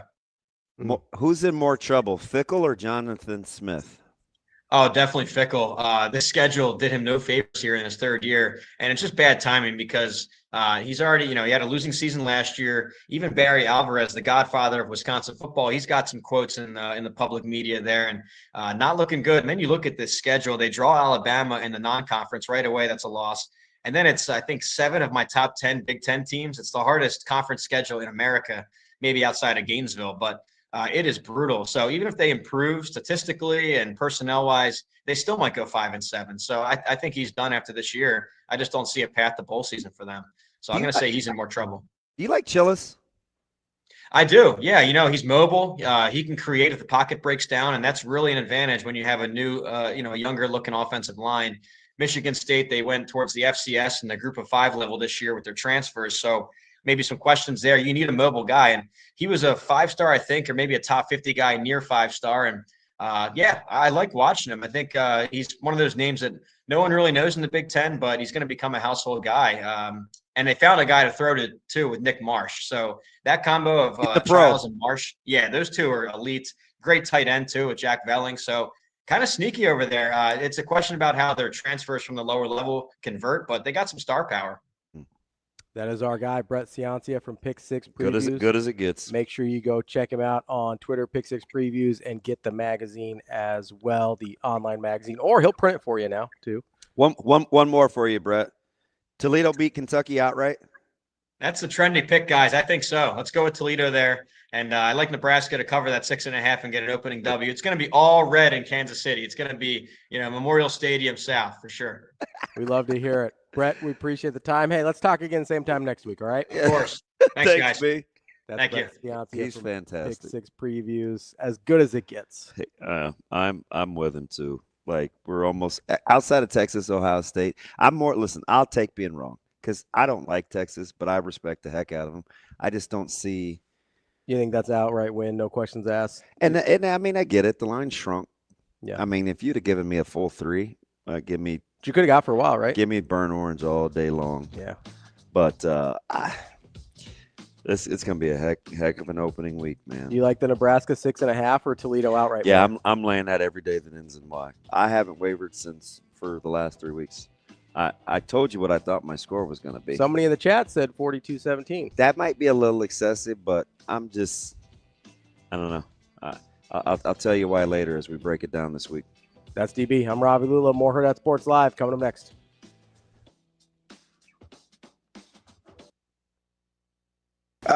There's jitters for every game, I guess, but been there, done that, I guess. I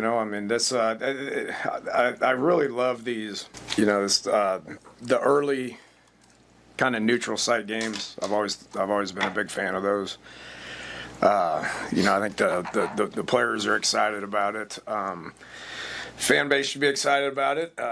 We're at a point in camp where we can keep practicing if we want to, but we're not going to figure things out until we have a real game, and so we're ready for that. We've had a great camp. I had 21 really good days at camp, played a lot of football, covered every situation known to man, so to speak, and our guys are ready for a game, and so this week's all about just getting really comfortable with the game plan. I think Coach Rule did an exceptional job of not making game week too long, because I think you can make game week too long.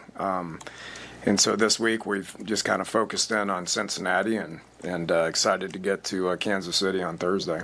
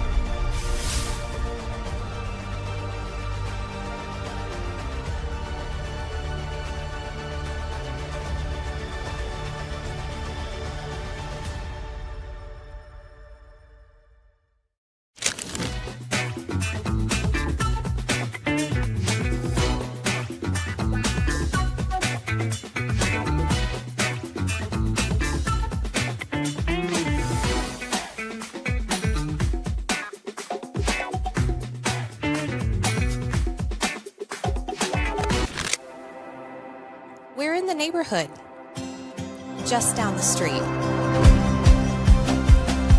With a wide variety of home equity products to help you create a relaxing oasis. So you can kick back and relax in comfort. Centris Federal Credit Union. We are where you are.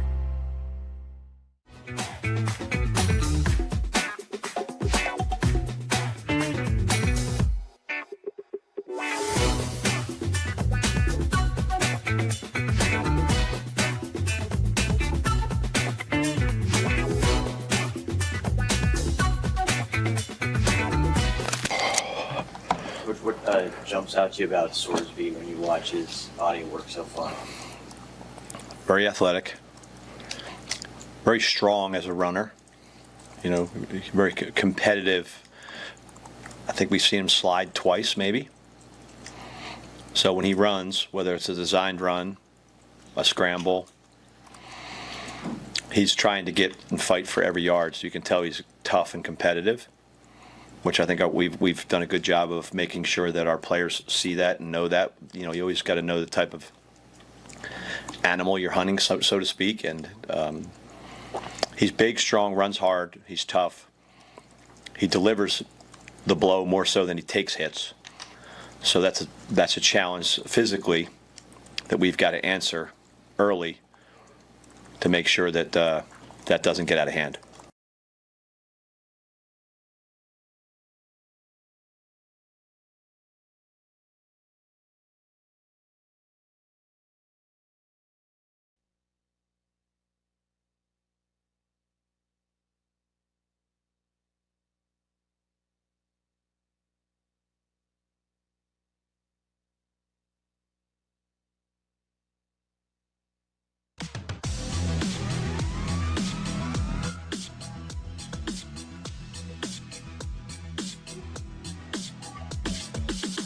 You're listening to Hurrdat Sports Live. Hey, no, I mean, we're just as excited to see how those guys perform as you guys. I've never been in a position where you can put 3 oars at tackle, you know, and so there's legitimately 5 bodies that they just keep rotating, you know, and so I trust Coach Raiola to be able to know what he's looking at and have a feel for you know who's playing good, who's not playing good, and getting guys, you know, rested. But I'm certainly just as excited about seeing how those guys play and what that lineup kind of settles in at.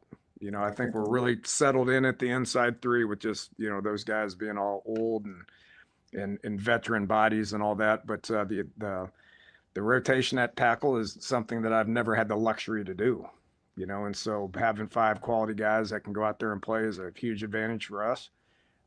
Just as interested to see how it shakes out as you guys are. Welcome back, Hurrdat Sports Live, presented by Centris Federal Credit Union. That's DBM Ravi Lulla here at Hurrdat Sports Bar and Grill, reminding you you can save when you spend with Centris Federal Credit Union with their Centris Roundup program. Every purchase you make with your Centris Visa debit card gets rounded up to the nearest whole dollar, and that amount gets transferred directly from your checking to your savings accounts. It's a small way to make a big difference in your savings. Terms and conditions apply. Federally insured by NCUA.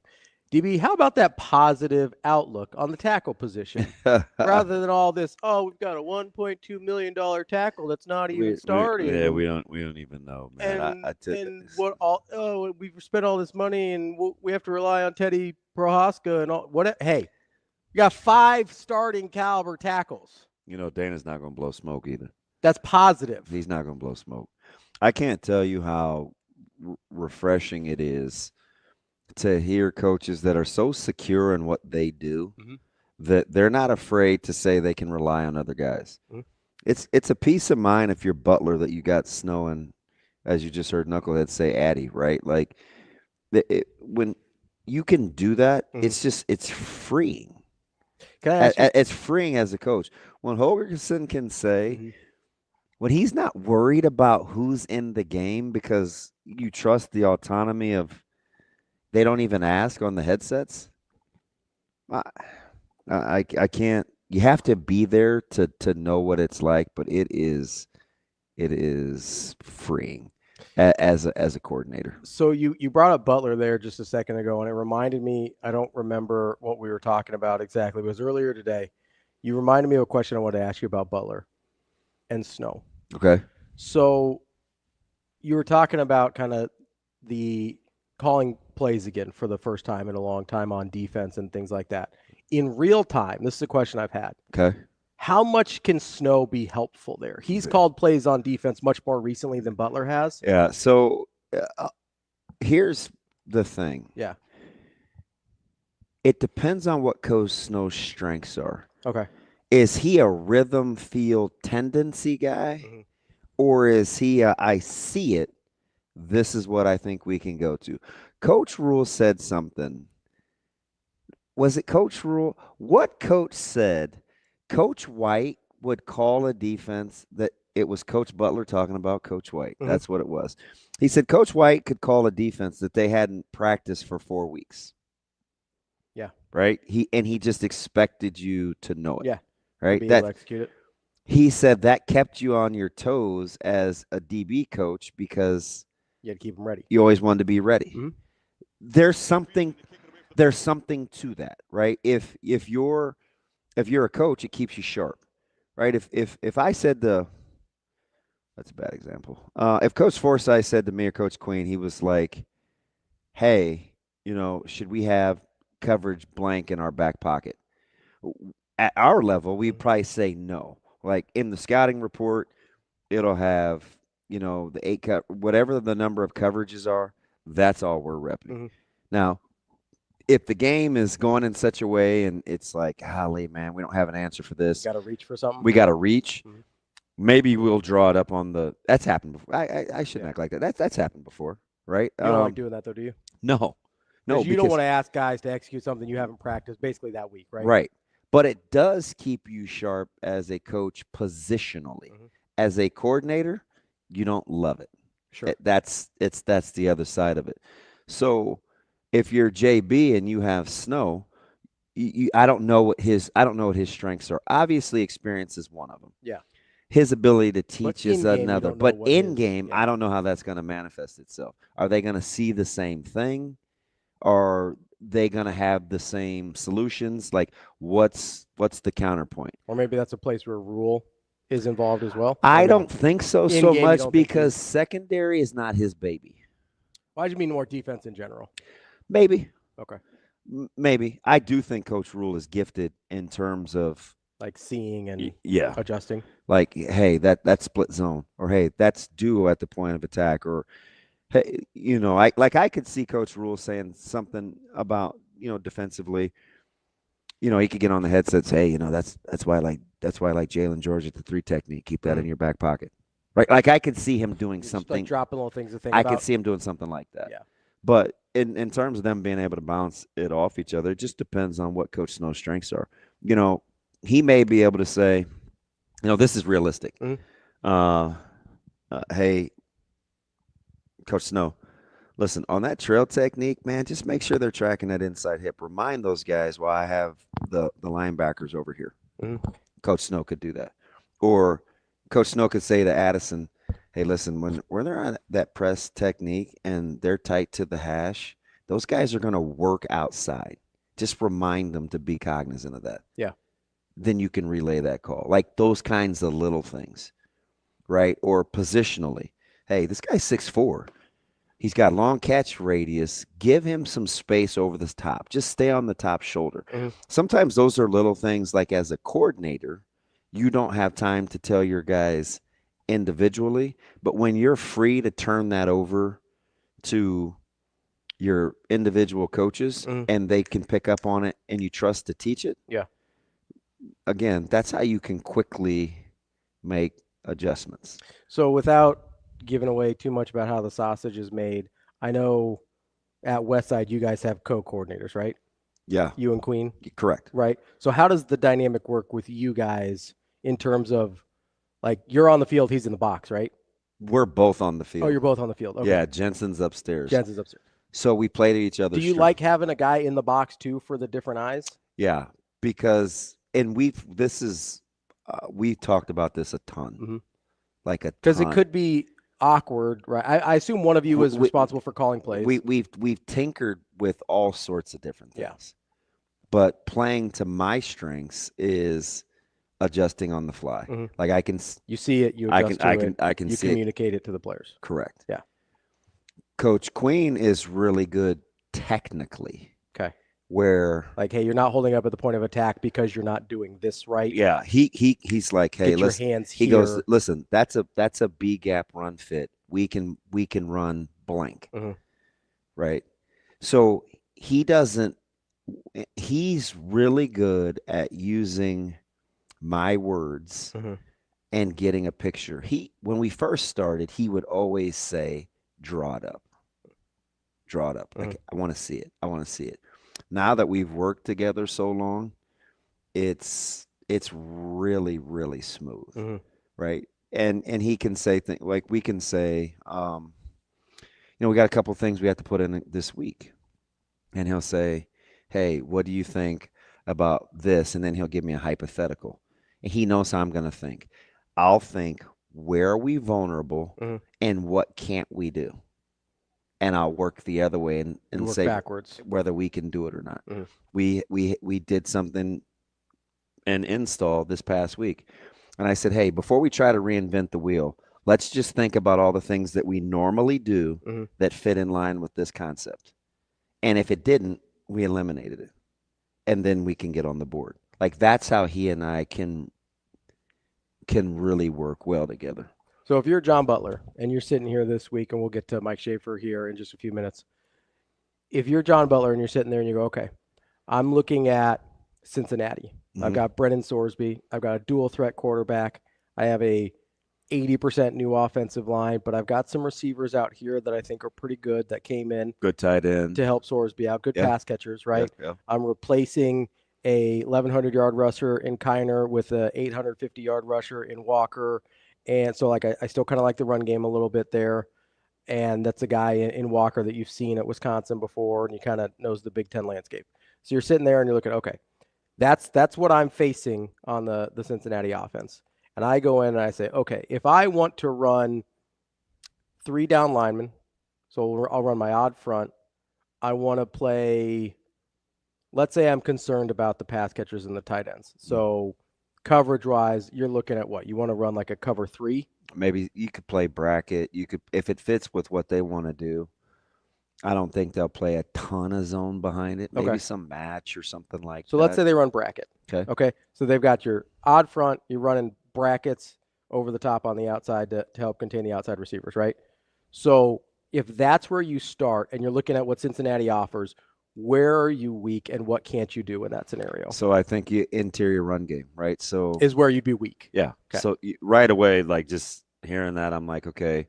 Because your safeties are going to be outside, so they can't come run fit. Well, they're +1 conscious, anything outside the hashes, which anytime you don't have your quarterback run game like on lock, you run the risk. But you have a pre-snap read, and you know where you need to get your eyes as a safety. You're just not QB run game conscious. And also odd front zone game with a running quarterback. You're stressed with your inside backers because you're basically showing in any 10 personnel, no tight end or anything more than 3 wide receivers, you're probably only showing 7 in the box. So you've got your maybe 6, depending on how displaced one of your insides are. So you've got 3, maybe your 2 insides and 1 or 2 jacks. Yeah. Okay. So that's your 7. Yeah. So you're counting. Yeah. And so you've got 5 taken up by the offensive lineman. Yeah. 6 for the running back, and then 7 evens it out with quarterback run game, you're right? mano-a-mano. Right. So you don't like that if you're a defensive coordinator. You don't love it. You don't love it because there's no free defender. So let's say you start there and you're like, hey, that's the difference in really playing concept coverage behind it and being able to eliminate a guy because you can cover. Ciancia, I said this, I think this was in text to somebody that I trust and not over the microphone. Yeah. In this defense, a guy like Ciancia Wright or Andrew Marshall or Donovan Jones or whomever else are as important to run game as Judy or Keona Davis or Van Poppel or Cam Lenhart. Because if one of those guys can just say, hey, I've got this guy, then you don't have to run brackets on both sides to keep a safety over top or to have safety help. You can have that safety come down, show 8 in the box, and all of a sudden you're +1 again. Correct. So if you're, let's say you're starting there. You're starting brackets, 7 in the box, and so you're one-on-one, mano-a-mano in inside run game. At what point, like, is that something before you even see it that you're like, hey, I have to get +1? Or do you say, hey, let me see if my guys can win some of these one-on-ones before I send the 8 guy? I think you see if you can win. We'll play 2 fronts, 2 of the however many we're gonna use on Thursday, and I know right away where, if it's gonna go south, where. North's gonna have to do that though. Yeah, you're gonna make them do it. We're gonna make you not want to do what you want to do. Yeah, you can get us, but you're gonna have to do this other thing. But you're not gonna be able to use one of your dudes. So if you're and we know you have a handful, it ain't gonna be one of those 2. So if you're Cincinnati in this situation, do you think they want to do inside run game? So I think if they want to keep Nebraska honest, they have to have some sort of tackle-to-tackle run game. But is that what they want to do? I don't think it's what they want to do. Okay. You think it's what they need to do? If you want to keep Nebraska honest defensively, I think you have to have some sort of inside zone concept to keep Nebraska honest. But in a vacuum, all things being equal, you don't think that's their go-to? I don't think that's how Cincinnati wants to play. Interesting. It's a lot. Interesting. It's a lot, but it's fantastic. That's why you love coaching. Yeah. Right? We didn't give up a rushing touchdown to Millard North for 2.5 years. But if they wanted to make a living running one particular run play, they could have. They could have. But they didn't want to. They just didn't do it enough. It's not how they like to play. That's DB. I'm Ravi, Lulla. More Hurrdat Sports Live with Mike Schaefer coming up next.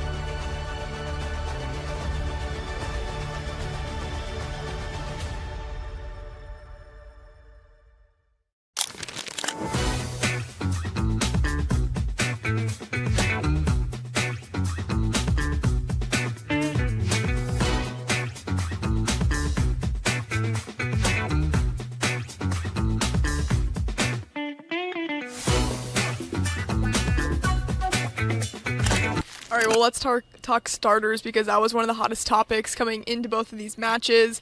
Laney Choboy is the libero, but then we did find out Virginia Adriano starting, Terea Sigler starting. We saw that mixed up, and Ali Check got the start in the second match, but what was your reaction to those starters that Danny picked out? Yeah, it's interesting. A little different than what we saw with John Cook, where he really emphasized playing the littles in the back row.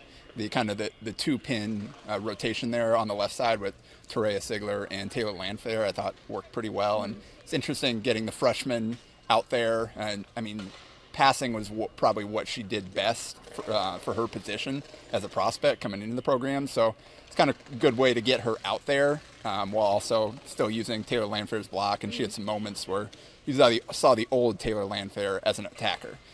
So that rotation looks pretty good. I think no matter what you were going to do at libero, it was going to work out well. And Olivia Mauk still played a big role at right back. So a new position for her this year, but she played really well in both matches, just like Choboy did.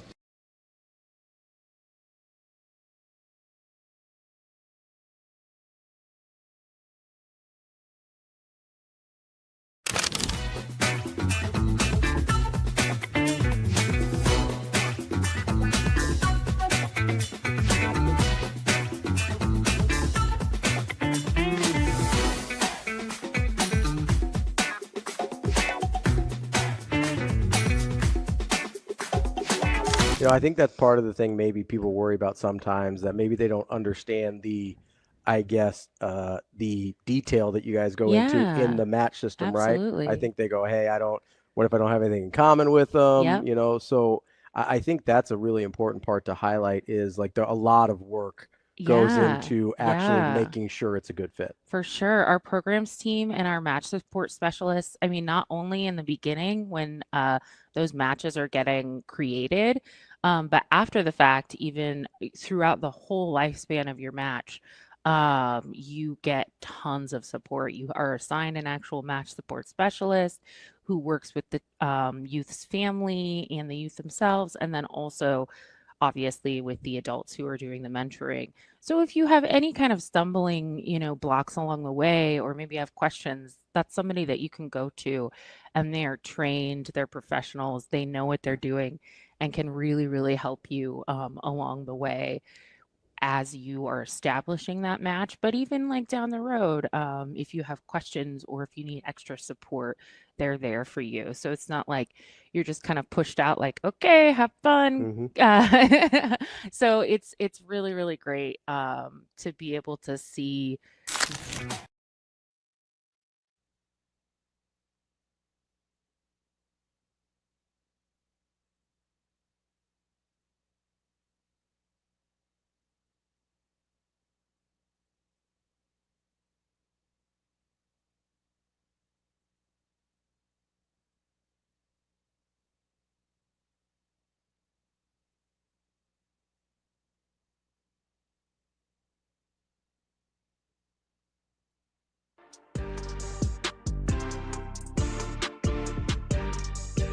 Welcome to Hurrdat Sports Live. Yeah, I think you have to have a little bit of a different perspective, because you're now looking at the whole thing as opposed to just, in my case, the 5 DBs. And you have to obviously take a little bit more of a global approach to solving problems. What's happening up front? Are we controlling the quarterback? Are we controlling the run game? How is our front, handling their offensive line? So yeah, I think it has to. So therefore, there's just so much more, so many more things you have to think about and adjust to. So you've just got to be more neutral, identifying what we're doing well, what we're struggling with, and how we can solve problems in a second. So yeah, and, anytime you're in charge of everything, you have to be a little bit more global and a little bit more neutral in how you're responding to things. So I think I did in the bowl game, and I'll have to do it here. I mean, my excitement level may get up every once in a while, but I'm going to do my best to remain flatlined. Welcome back, Hurrdat Sports Live, presented by Centris Federal Credit Union. That's DB. I'm Ravi, Lulla here at Hurrdat Sports Bar and Grill. We are joined now by Mike Schaefer from Husker 24/7. Schaefer, what's going on, buddy? Not a ton. In that quote from John Butler, it is humorous to me because most fans identify way more of a coach who can't remain flatlined. But it's so much better for a coach or a coordinator to remain flatlined and even keeled and roll with the punches, or whatever cliche that you want.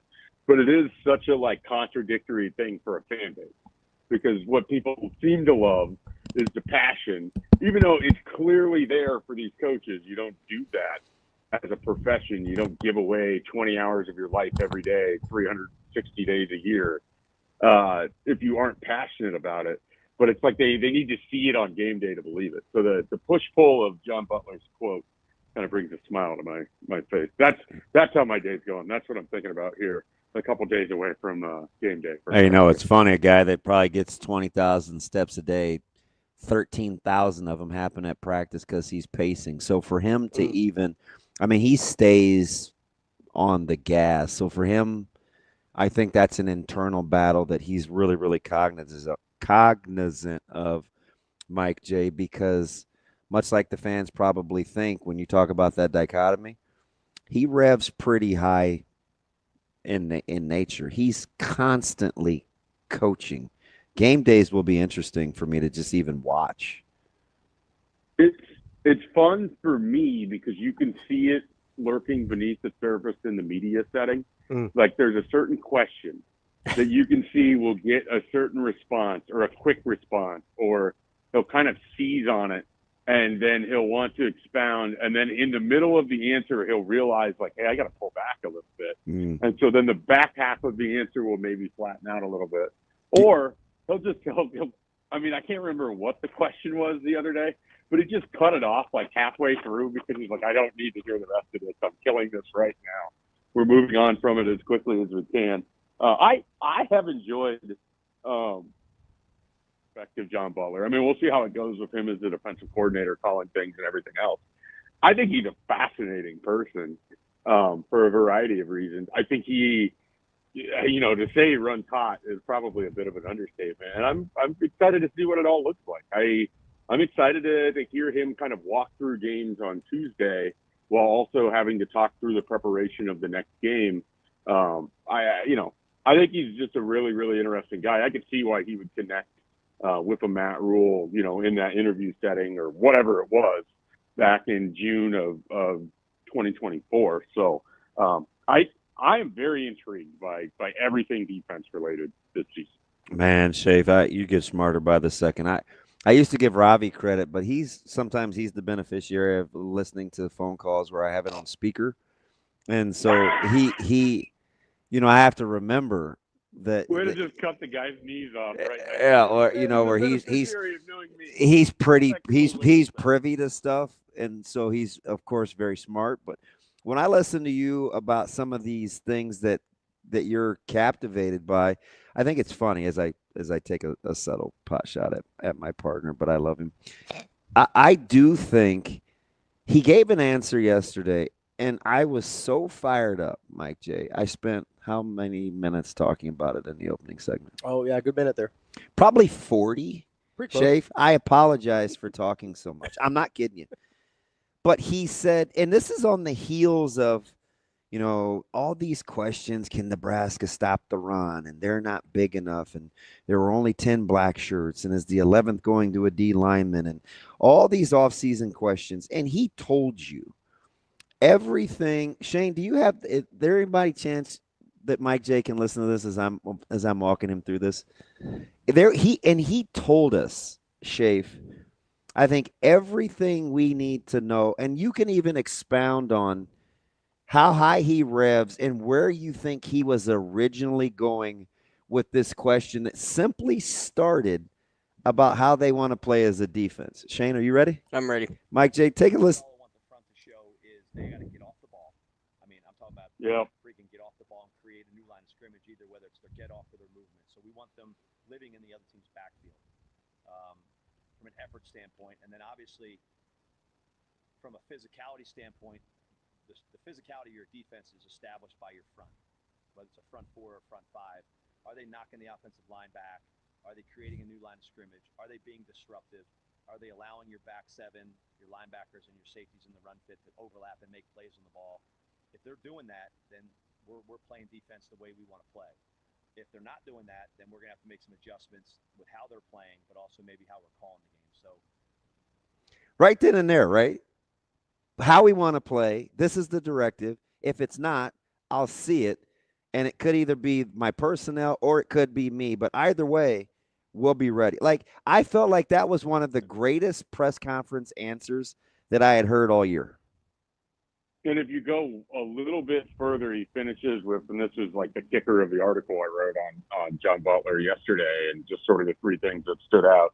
And he finishes that with, the defensive line is the heart and soul of our defense, or of a defense. And so you can tell, like, again, over there, they have privy to having watched practice in the spring and watching these guys in the summer and fall camp and know what they're going to get from them. At least they have an idea of what they're going to get from them. While everybody else is, they don't have Ty Robinson. They don't have Nash Hutmaker. They don't have MJ Sherman. And so I think there is just like this attitude, like, you'll see. And we'll see on Thursday.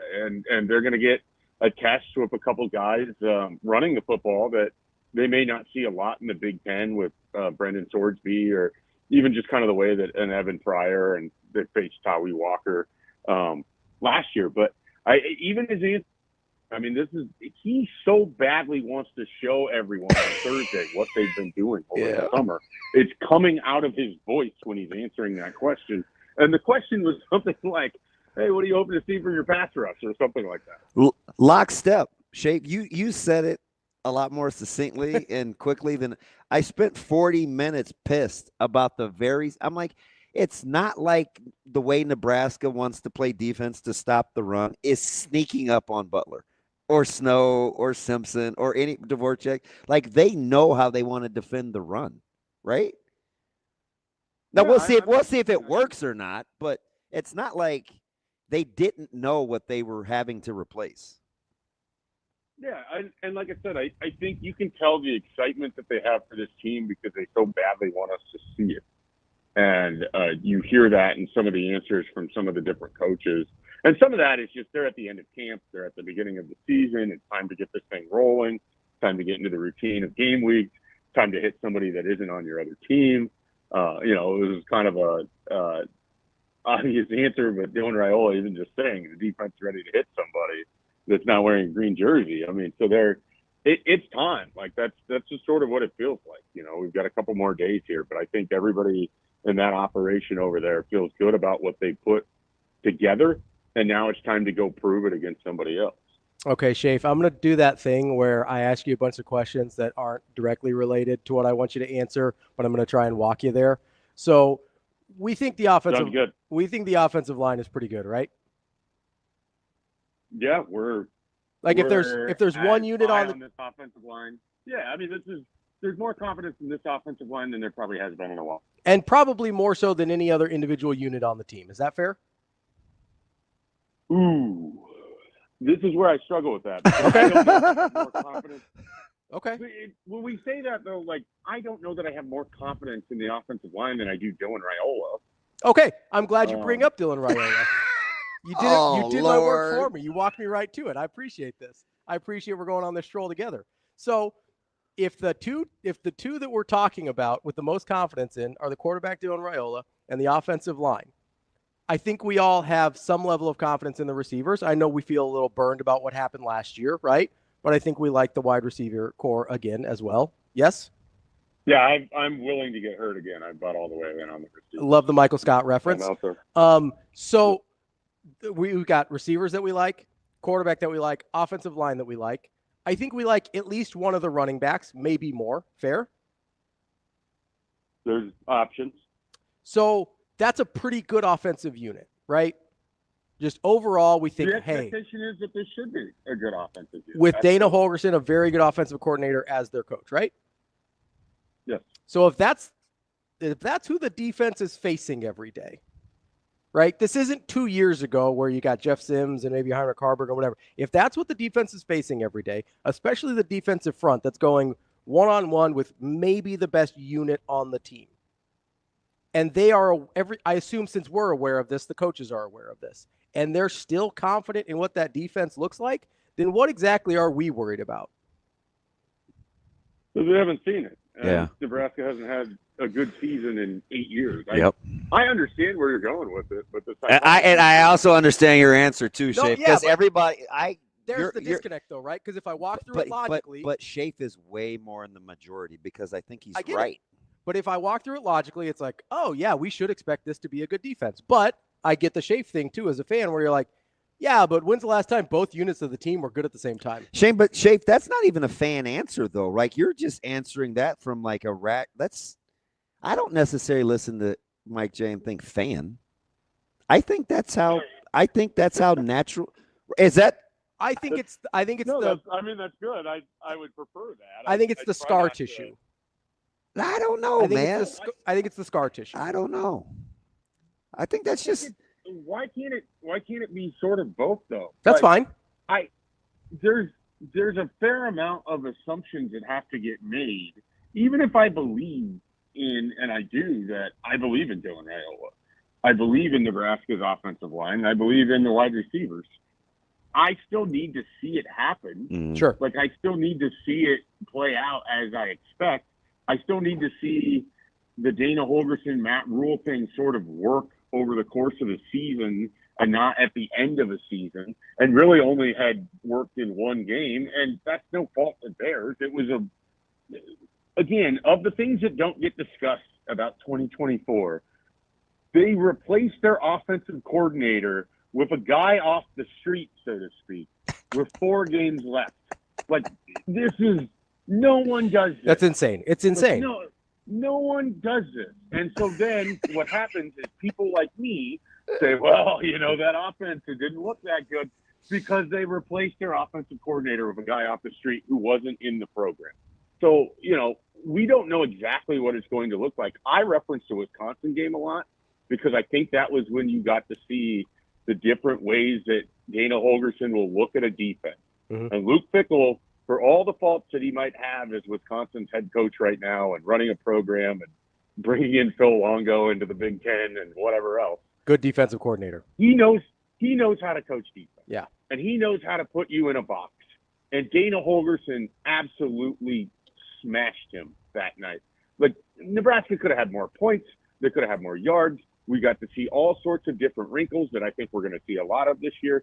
That's why I referenced that. The Iowa game being what it was, the USC game being as new as it was, Boston College being as weird as it was, the weather didn't help, the setting didn't help, the fact that you sort of were adding in some pieces that hadn't played that year a whole lot didn't help. I think the Wisconsin game, and obviously I'm picking the one that went the best, but if you're looking for the upside of what this offense is, that game is your evidence. Now, we need to see, can they consistently do that? We need to see what it sort of looks like when things aren't going right for them. Can they get out of a slump? Can they go 2 drives in a row where they don't score, and then Dana Holgorsen and Dylan Raiola and everyone else has the right answers to put this in the right direction? Do we know what it looks like for Emmett Johnson across 12 games? We don't. Do we know that these wide receivers that we assume coming in from Cal and from Kentucky are going to be better in one-on-one coverage or press coverage in the way that they weren't last year? I think Ja'Cory Barney is sort of, it's weird. He's not slept on because he gets talked a lot about, but we don't really know what the best case scenario is for a guy who got to play wide receiver exclusively for the first time in his career. There's a lot of reasons to be excited about this team. I also think you kind of need to see more of it before you can just go, yeah, absolutely. I mean, if they start off fast in this game against Kansas City, against Kansas City, they're playing the Chiefs now. In this game against hey, don't even intimate that to Coach Butler, boy. I think that's where he started. The surliness crept in. Hey, how about Arrowhead Stadium? He's like, hey, how about it? If they start this game fast against Cincinnati, my expectation is they need to be able to sustain that and just continue to go with it. So I think a lot of it is people want to believe. People are more than willing to be led to the water, and some people are just, lapping it up, and others are like, hey, let's get this thing down the road a little bit, and then I'm gonna partake. But I totally understand any hesitancy. I mean, how many times has there been enthusiasm going into a season only for it to fall flat on its face? So I get why a fan base that has basically been the equivalent of the boy who cried wolf would not necessarily come running right now. Hey, what's interesting about that is it is so important for the player. We would be up in arms if the players inherited that burden. Mm-hmm. We just want them to kind of stay in the moment. But, man, the fans, it's like, hey, we're allowed to because we're traumatized. Yeah. Right. That's the whole key, right? Well, for them to that's the whole key for this team, right? That's what he was trying to say for the first 2 years, right? It's like that's not their burden to bear for these young guys. I'm not bailing them out. You need to learn how to work through tough things. And I think they have the right, from a psychological standpoint, to work through that stuff. And so I think that matters too, because you could have a head coach who just simply isn't aware or doesn't care about that aspect of things. And I don't think that's Matt Rule. I think he's acutely aware about everything that's going on here. And so he would address it head on instead of ignoring it. And I'm sure they've had conversations about this to some level, that what happened before doesn't define who you will be.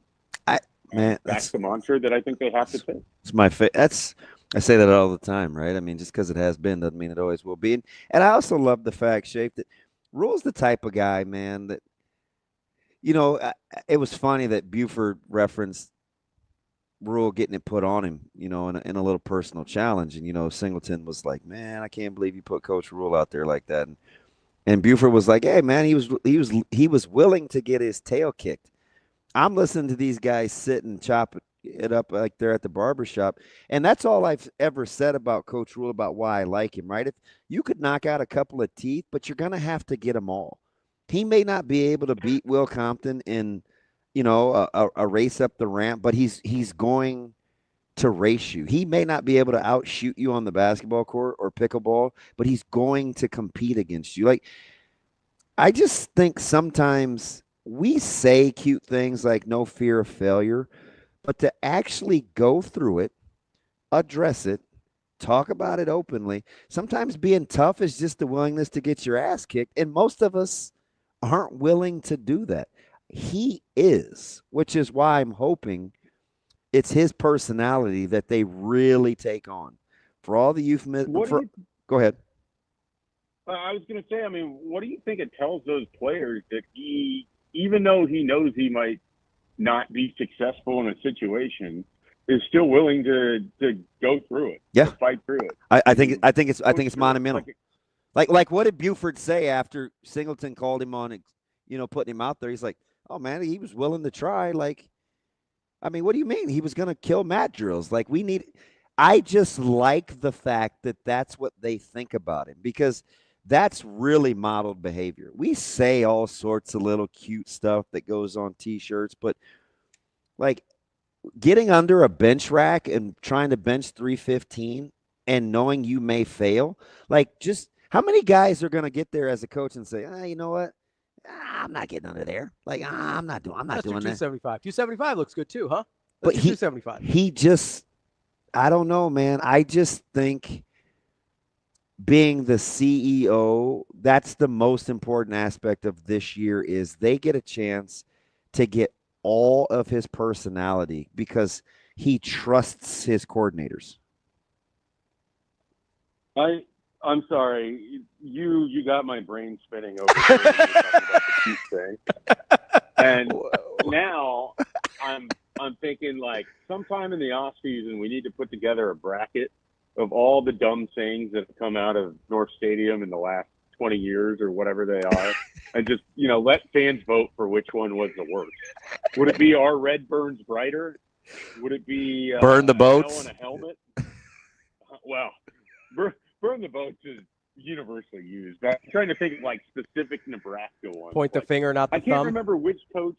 Yeah, no, that's very specific though. One current coach. Sloganeering. What? There's a lot. So there's a lot. No, who used hell in a helmet? That's who wants to be hell in a helmet. It was an offensive line. Was it Greg Austin who said that? I don't. Oh boy, that's interesting. Maybe. You got Tim Beck was all about the speed kills for the longest time. I think they made shirts for that. We could throw whiteouts in there too.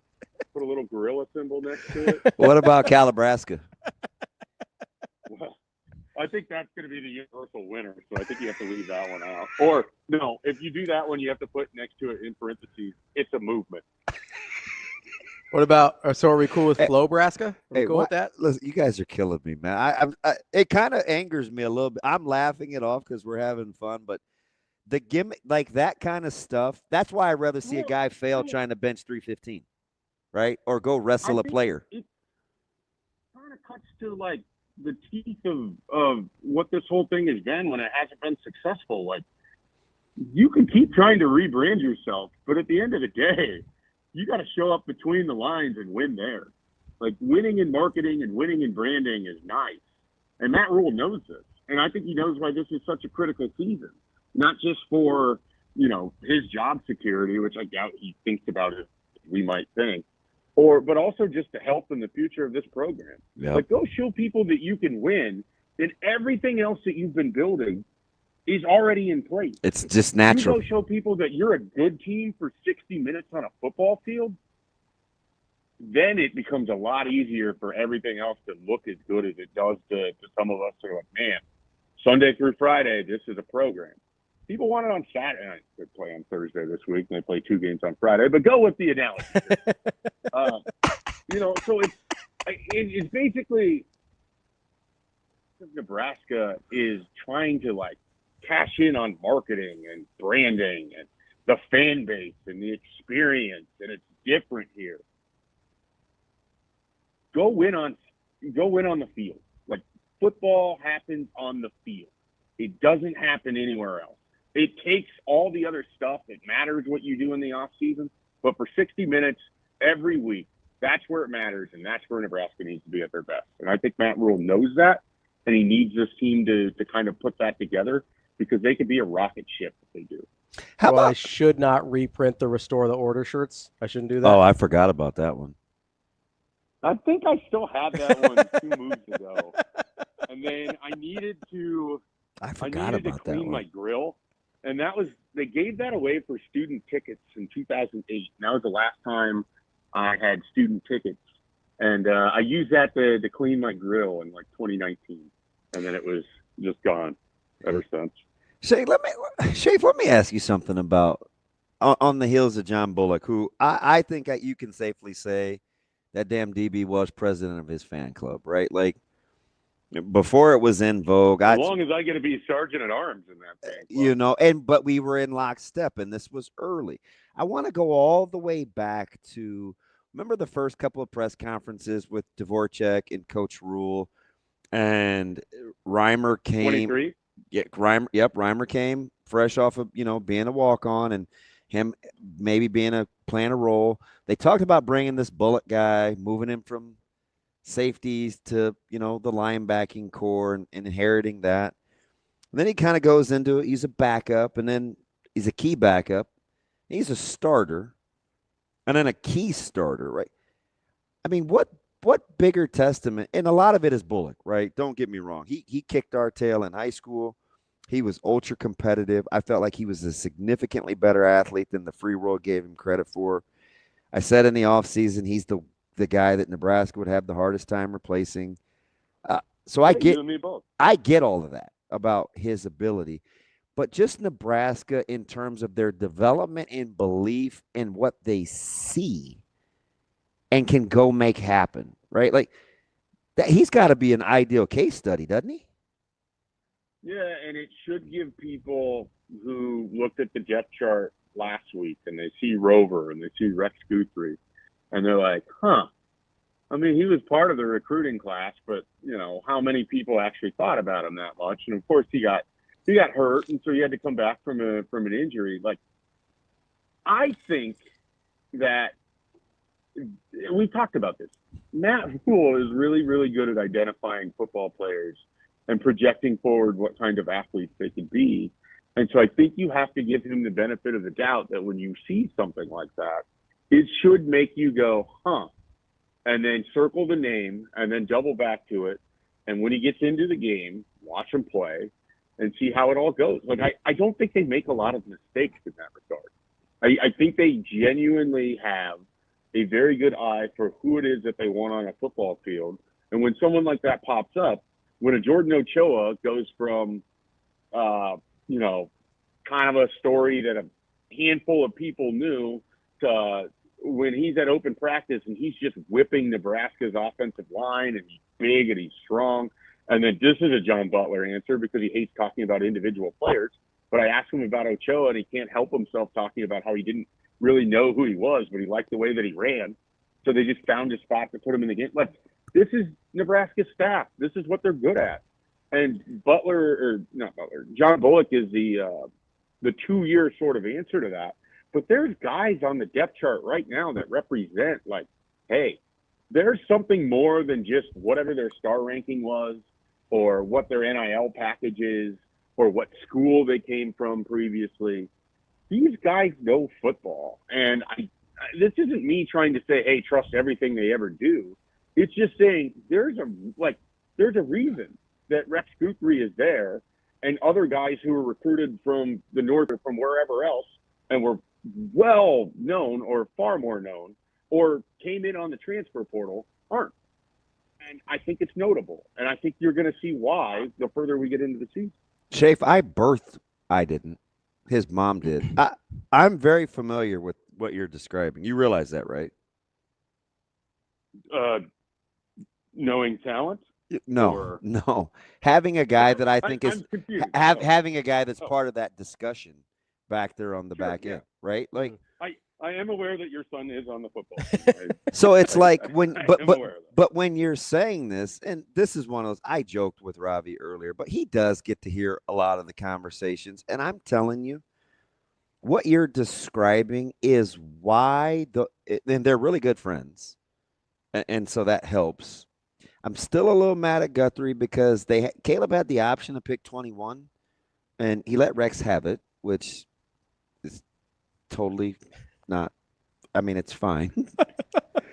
But when they talk about stuff like that all the time, because when they left, you have to remember this, Mike J, where I'm going with this.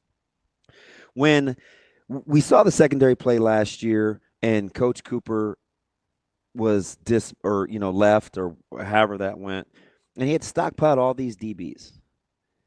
And wasn't there a stretch, or am I misremembering, that we questioned what he left in the cupboard? Was that not a thing when we saw the older guys come back out? I don't know that it was the Weber, like there's a lot of guys, the Amari Sanders, the Webers, the Charles, where it's like, well, why are we going to the portal and why do we have so many guys? And it's just like, hang on, it takes a little time. It just takes a little time. Well, and to that end, I like Phil Snow, Matt Rule wants to bring back to work with those guys, because Phil Snow is going to quickly identify, this is what Matt Rule wants, this is what Matt Rule doesn't want, this guy can play, this guy's going to need more time. Like, I mean, he was, tell me if I'm wrong here, but he's kind of the one that sort of expedites the process of, yeah, we want to keep this guy around, or, if he goes into the portal, I think we're going to be okay. I think that was Phil Snow's role with a lot of the young defensive players, particularly with what felt like a bloated defensive back room in the spring. Yeah. I mean, that's what he was doing when we were at open practices. He wasn't working with Marquise Buford or Malcolm Hartzog or Deshaun Singleton.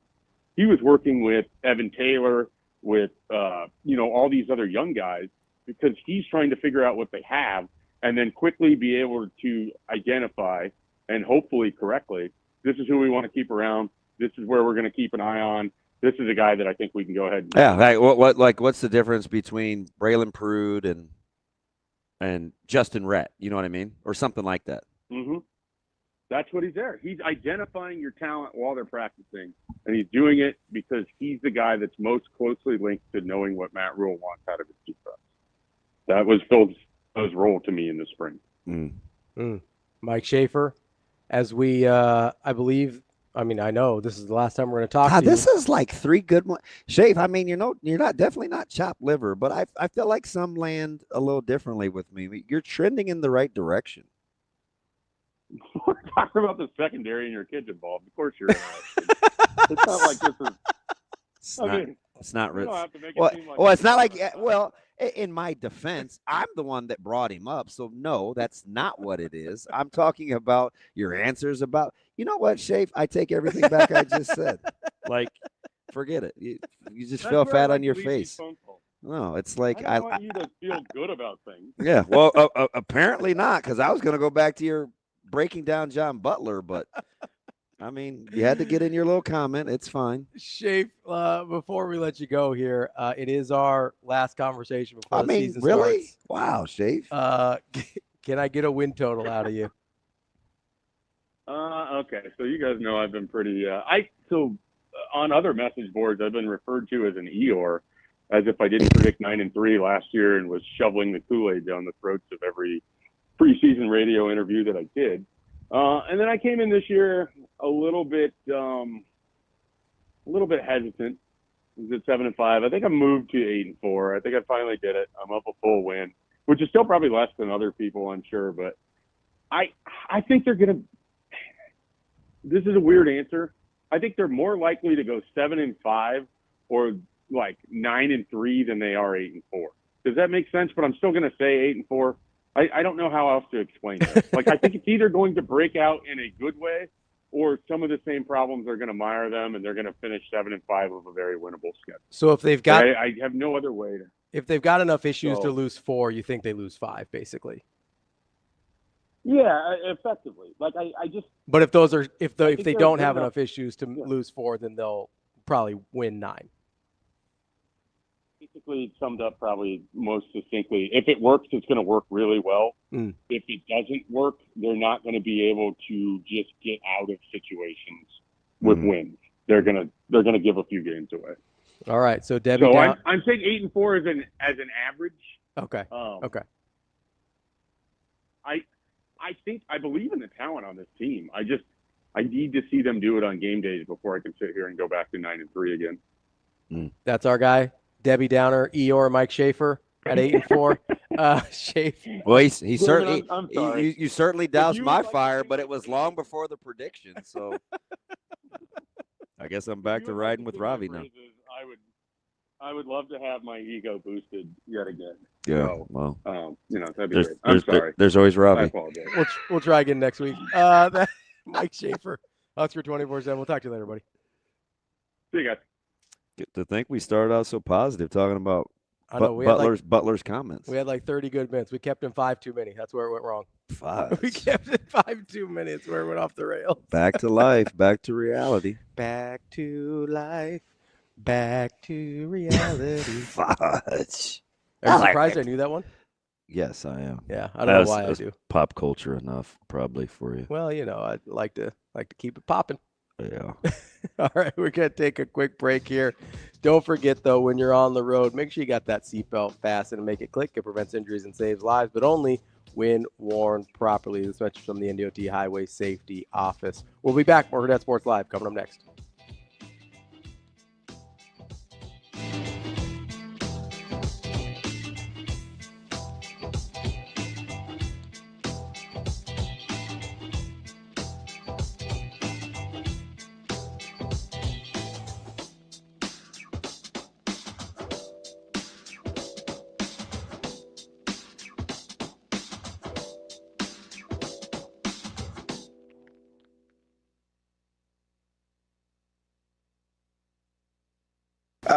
There's jitters for every game, I guess, but been there, done that, I guess. I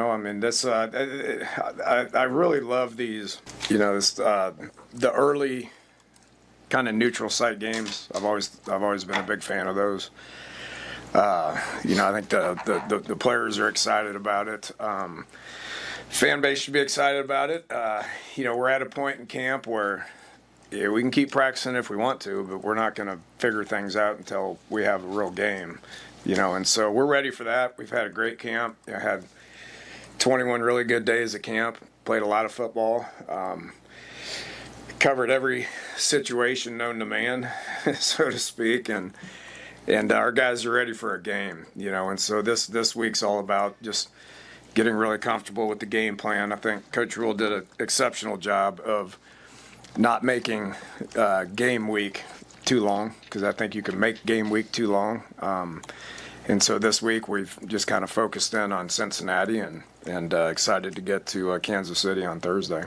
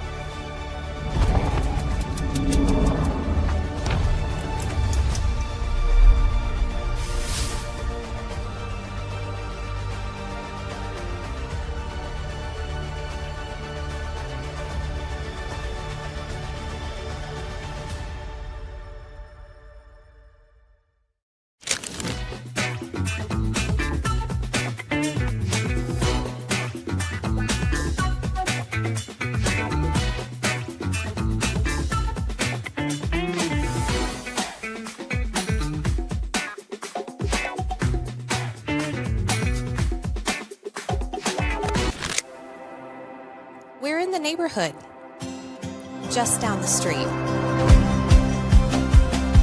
With a wide variety of home equity products to help you create a relaxing oasis. So you can kick back and relax in comfort. Centris Federal Credit Union. We are where you are.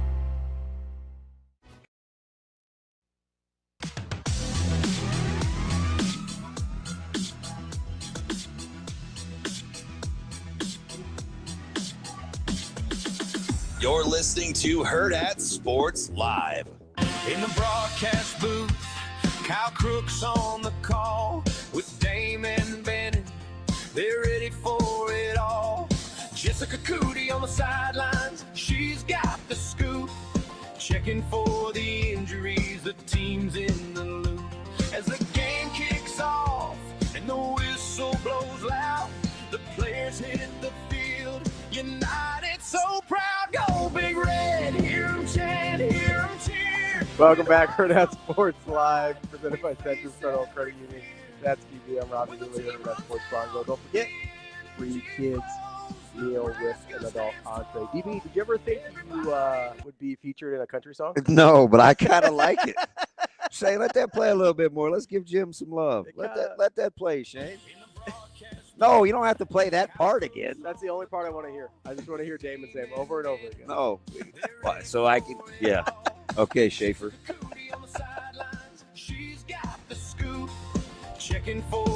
We're going to get this thing to go national. I need to play this at like going into the fourth quarter. Instead of the chorus, though. Watch this.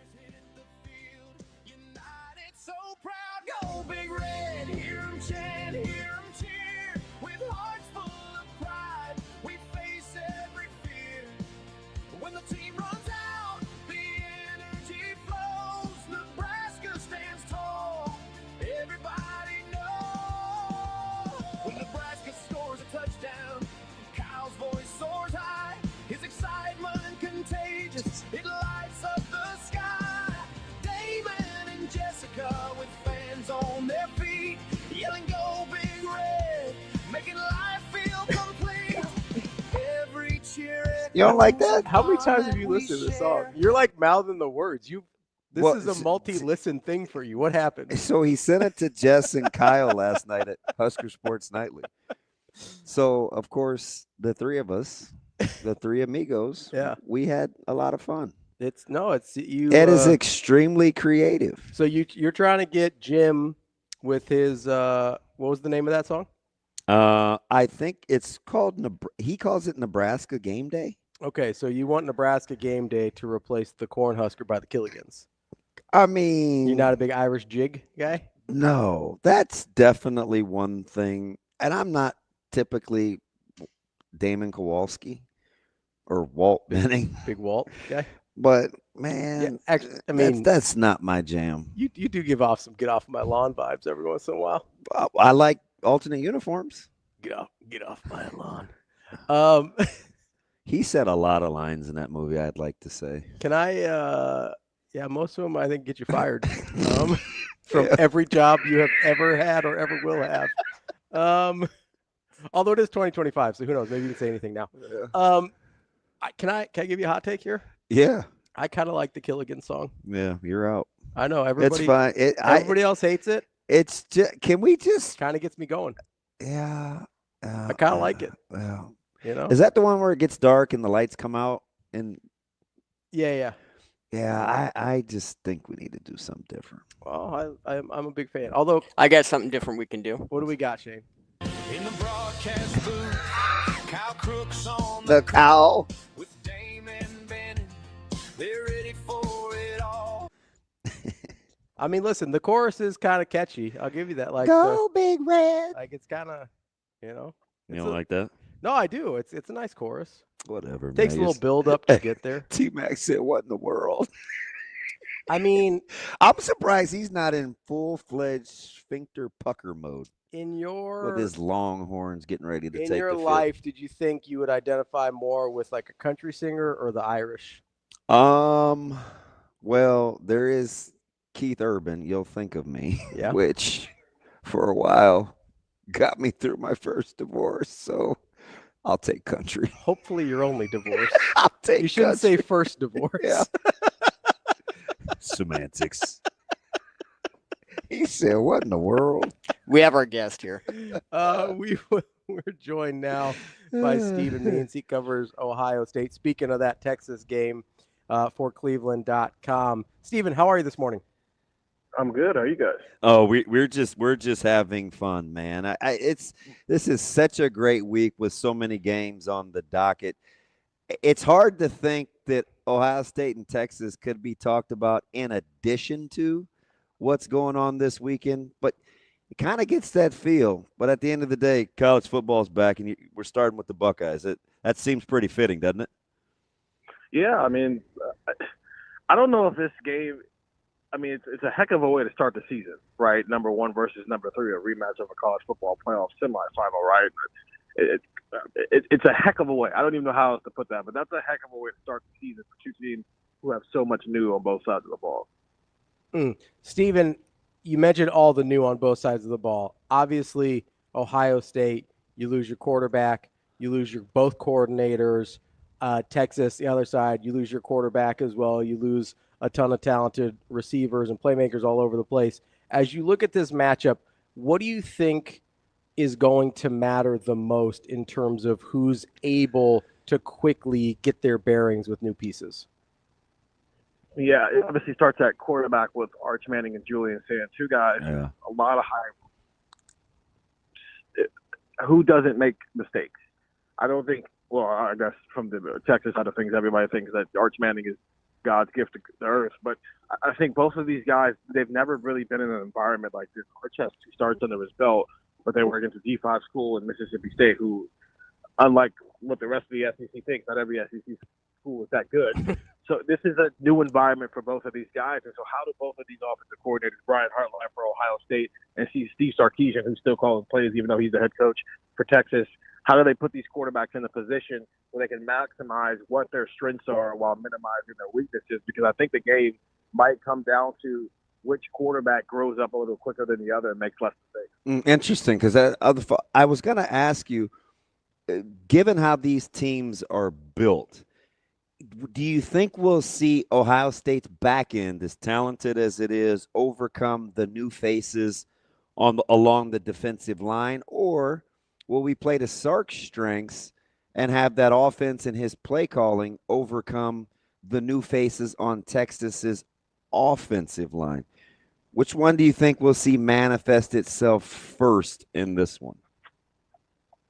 That's a heck of a question. I think early in the year, I think it's easier to just lean, the defense is going to figure it out before an offense, because with offense, you need continuity, you need experience, you need time to just get used to each other. While with defense, especially in 3rd and long situations, it's like, hey, go get the quarterback, right? And there's new guys on the defensive line for sure. Jack Sawyer, JT Tuimoloau, and Tyler Williams, and Ty Hamilton played a lot of snaps for Ohio State over the last couple of years here. But it's not like Ohio State doesn't have guys ready to step into those roles, especially on the edge with Kenyatta Jackson and North Carolina transfer Bo Atkinson, Caden Curry. Those guys have been waiting their turn to finally have this opportunity. On the interior with Edric Houston and Caden McDonald, I think by midway through the season, we might view them as one of the best defensive tackle tandems, at least in the Big Ten at bare minimum, maybe in the country. It's just the depth behind them right now is a question mark. But I'll lean defense because defense seems to get it quicker than offense does. While also, if Texas's offensive line is that new and they're playing in this level of an environment, it does put more pressure on Arch Manning to have to make plays with his legs, even in situations where you'd rather him not be able to do that and to be able to just make easy, quick decisions. It puts more pressure on Arch Manning to be on Saturday than it does Julian Sand, who has so many weapons around him, he can just be a point guard.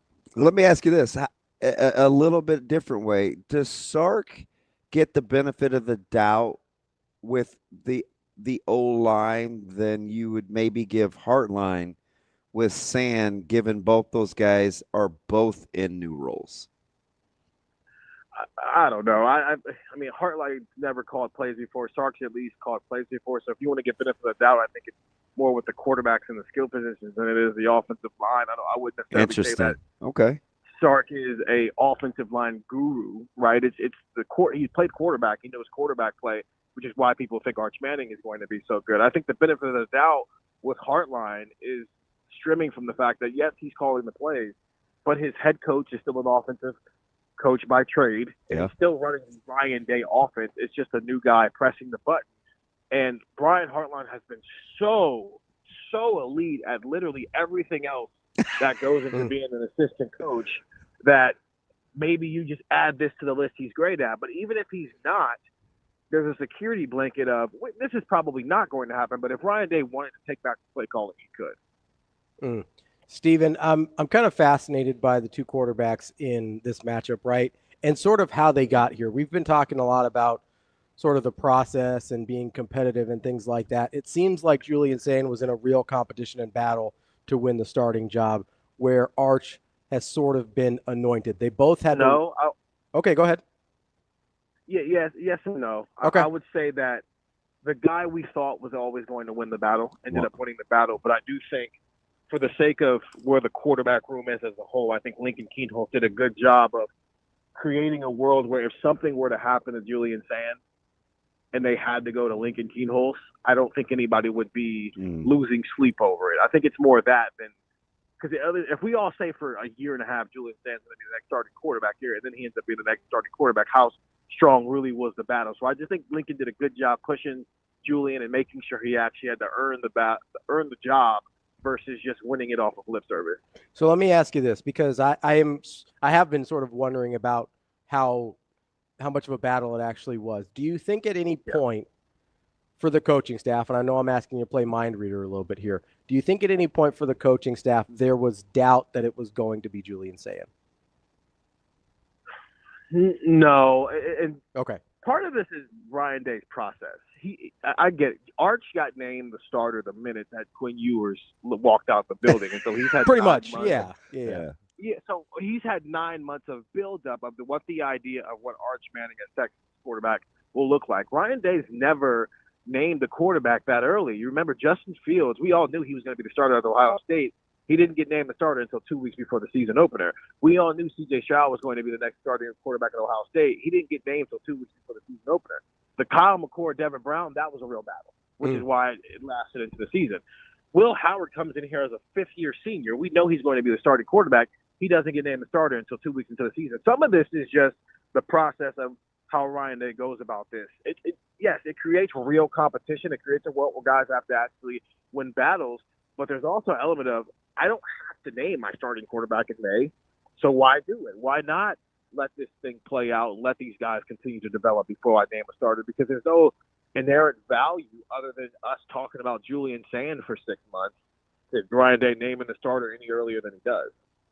How much does your two best offensive players needing to be recipients of what the quarterback does play into how we view the quarterback spot, which is, it's been tough to get off to a good start in Columbus, right? I mean, there's been some great quarterbacks that haven't gotten out of the starter blocks at a high level. How much do Tate and Smith add to how we view the progress at the quarterback spot? Yeah, I don't think it's any different than how we viewed C.J. Stroud in 2021 when he had Chris Olave and Garrett Wilson, and then Jackson Smith and Jigba obviously bursted onto the scene that year as well. It's just, quarterback is a weird position. I think we all just expect, because a guy's a good, highly rated recruit playing for a coach who's known to develop quarterbacks at a high level, that day one it's going to look like day 54, and that's just not the way it goes. And I think that would be my caution to everybody on both sides of this conversation is, if Arch and Julian don't light it up on Saturday, I don't think any of the high expectations for what they will potentially turn into have to change. It's hard, right? C.J. Stroud, who for 484 yards, his first major game as a college football player against Oregon in 2021, but because he threw a pick at the end of the game, everybody wanted to run him out of town. So it's just, I can hear it now. Bring on Tavian St. Clair. Right. And so I just think the biggest message, these are two of the best teams in college football. Yeah. Right. If this game is played in the 20s and these quarterbacks make a couple of mistakes where it's like, okay, they look like they're doing this for the first time, everybody, whether you're a Texas fan or an Ohio State fan or us in the media, we just got to breathe for a second and not be ready to have a full evaluation on what this is going to look like, because what this is going to look like on August 30th for both of these guys is very different than what it's going to look like on November 1st. And certainly if these two teams get back on the same field again in December or January for a playoff game. What happens at running back? Is it Peoples, Donaldson? Like, I mean, you're replacing two thoroughbreds. Both, you know, we saw what Henderson is capable of already in NFL camp. Is an underappreciated part the physicality up front with that O-line, all the injuries. What happens in the backfield, in your opinion? Yeah, it's both. The answer to is it Peoples or Donaldson? It's both. If you remember, it's Trayvon Henderson, Quinchon shared that backfield. Carlos Locklin, the running back coach here, doesn't want to live in the world where you have workhorse backs anymore. J.K. Dobbins was the last of a dying breed in terms of we're going to give one guy the ball 300 times and just roll with that. And we saw what happened at the end of that year. He started to break down. We saw it last year with Contingency. They gave him the ball 400 times almost, and he started to break down. And he didn't have anybody to share the load with. Notre Dame's going to do it with Jeremiah Love. They're not just going to run him. It'll be both of those guys. I think the offensive line isn't as new as people think it is, right? I think the original offensive line from last year, sure. When you had Josh Simmons and Donovan Jackson as first-round draft picks, you lose Josh Fry on the right side, and Seth McLaughlin's the Remington Award winner. Those guys are all gone, sure. But those guys were gone the last time they played Texas too, other than Donovan Jackson. Right? I think all the injuries this offensive line suffered last year forced guys like Carson Hendon, who I think should be on Remington Award watch this year, Austin Cereville, who's going to be the starting left tackle and who might have a breakout year this year, Luke Montgomery at left guard, Tegra Shabola at right guard. Those guys were forced to play meaningful snaps last year in the biggest games of the season. And so, sure, in terms of a regular season, preseason depth chart in comparison to last year, these are new guys. But in terms of snaps they played last year, this offensive line is significantly more experienced, and I think at face value tells you, which will help with this run game as well. Steven, let's take Julian Sayin out of it since we already talked about quarterbacks. You mentioned a lot, or you talked a lot about the progression from August 30th to November 1st. What other spot for Ohio State do you expect to see the most change outside of the quarterback spot? I would say linebacker, simply because I'll say linebacker on defense, tight end on offense, because Max Blair is a receiving threat at tight end that Ohio State's never had, and so what does that mean for his production? But on defense, we've known Ohio State for a long time to be their defensive line. That's where everything stems off of. I'm hearing an Arvell Reese reference coming up. Oh yeah. Oh yeah.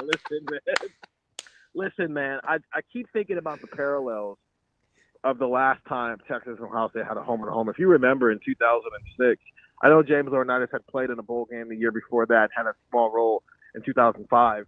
But that Texas game in 2006 down there in Austin, that was kind of his coming out party and what he would end up being as a three-time All-American, a Butkus Award winner here. Well, that guy's coaching the room now, and everybody knows about Sonny Styles.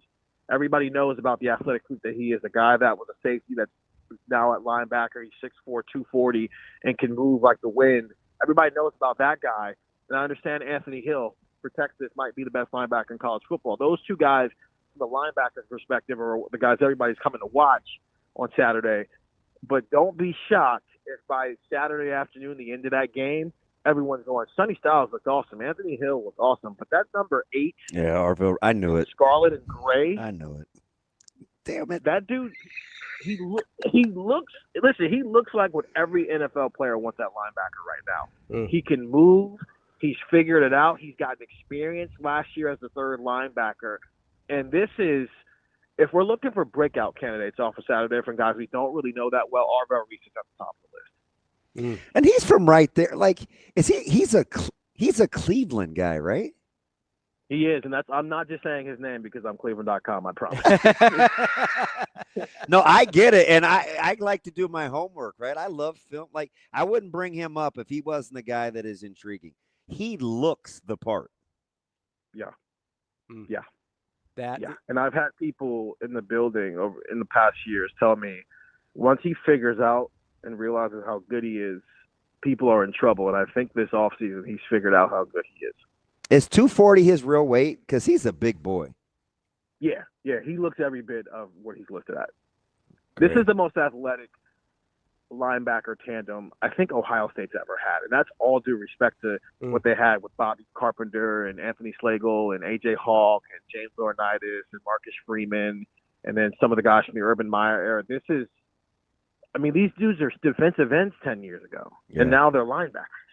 Hey, real quick, who's the best styles on the defense? Is it Lorenzo? Is it going to be Lorenzo or is it going to be Sonny? It's definitely Sonny. Lorenzo will have a role. He'll probably be that slot for Ohio State. But Like Sonny the nickel? He'll probably be at that nickel spot. That we'll also maybe see Caleb Downs down in the box a little bit playing that nickel role too, because they got some versatility at safety. But it's definitely Sonny. That was never in doubt, even when they were in high school. Sonny's ceiling as a guy who, again, 6'4", 210 when he got here. And they weren't really sure when they were recruiting him whether he was going to be a safety, linebacker, or defensive end because he could play all three of those spots. And now he's settled in at linebacker. He might be one of the 8 best linebackers in the country. That is our guy, Stephen Means, covers Ohio State football for Cleveland.com. Stephen, appreciate the time as always, and I'm sure we'll talk to you again soon. Anytime, guys. Thanks. Thanks, Stephen. That is Stephen Means, Cleveland.com. Good stuff that's there. That's awesome. On the Buckeyes. Love hearing how good Arvell Reese is going to be. Yeah, well, Nebraska won't have to play him till postseason, so it's fine. He looks like a monster. Yeah. He just does. Yeah. Maybe tomorrow we'll get to the black shirts because I think we'll get our 11th today, maybe. You think we might get our 11th today? No, Coach Rule speaks. Speaking of black shirts, we might try and get to a little defensive film study tomorrow as well, since we got our offensive game right on Monday. We'll see what we can do. Got a good show for you lined up for tomorrow. That's DB. I'm Ravi Lulla. It's Hurrdat Sports Live. See you. Have a good day. Love you.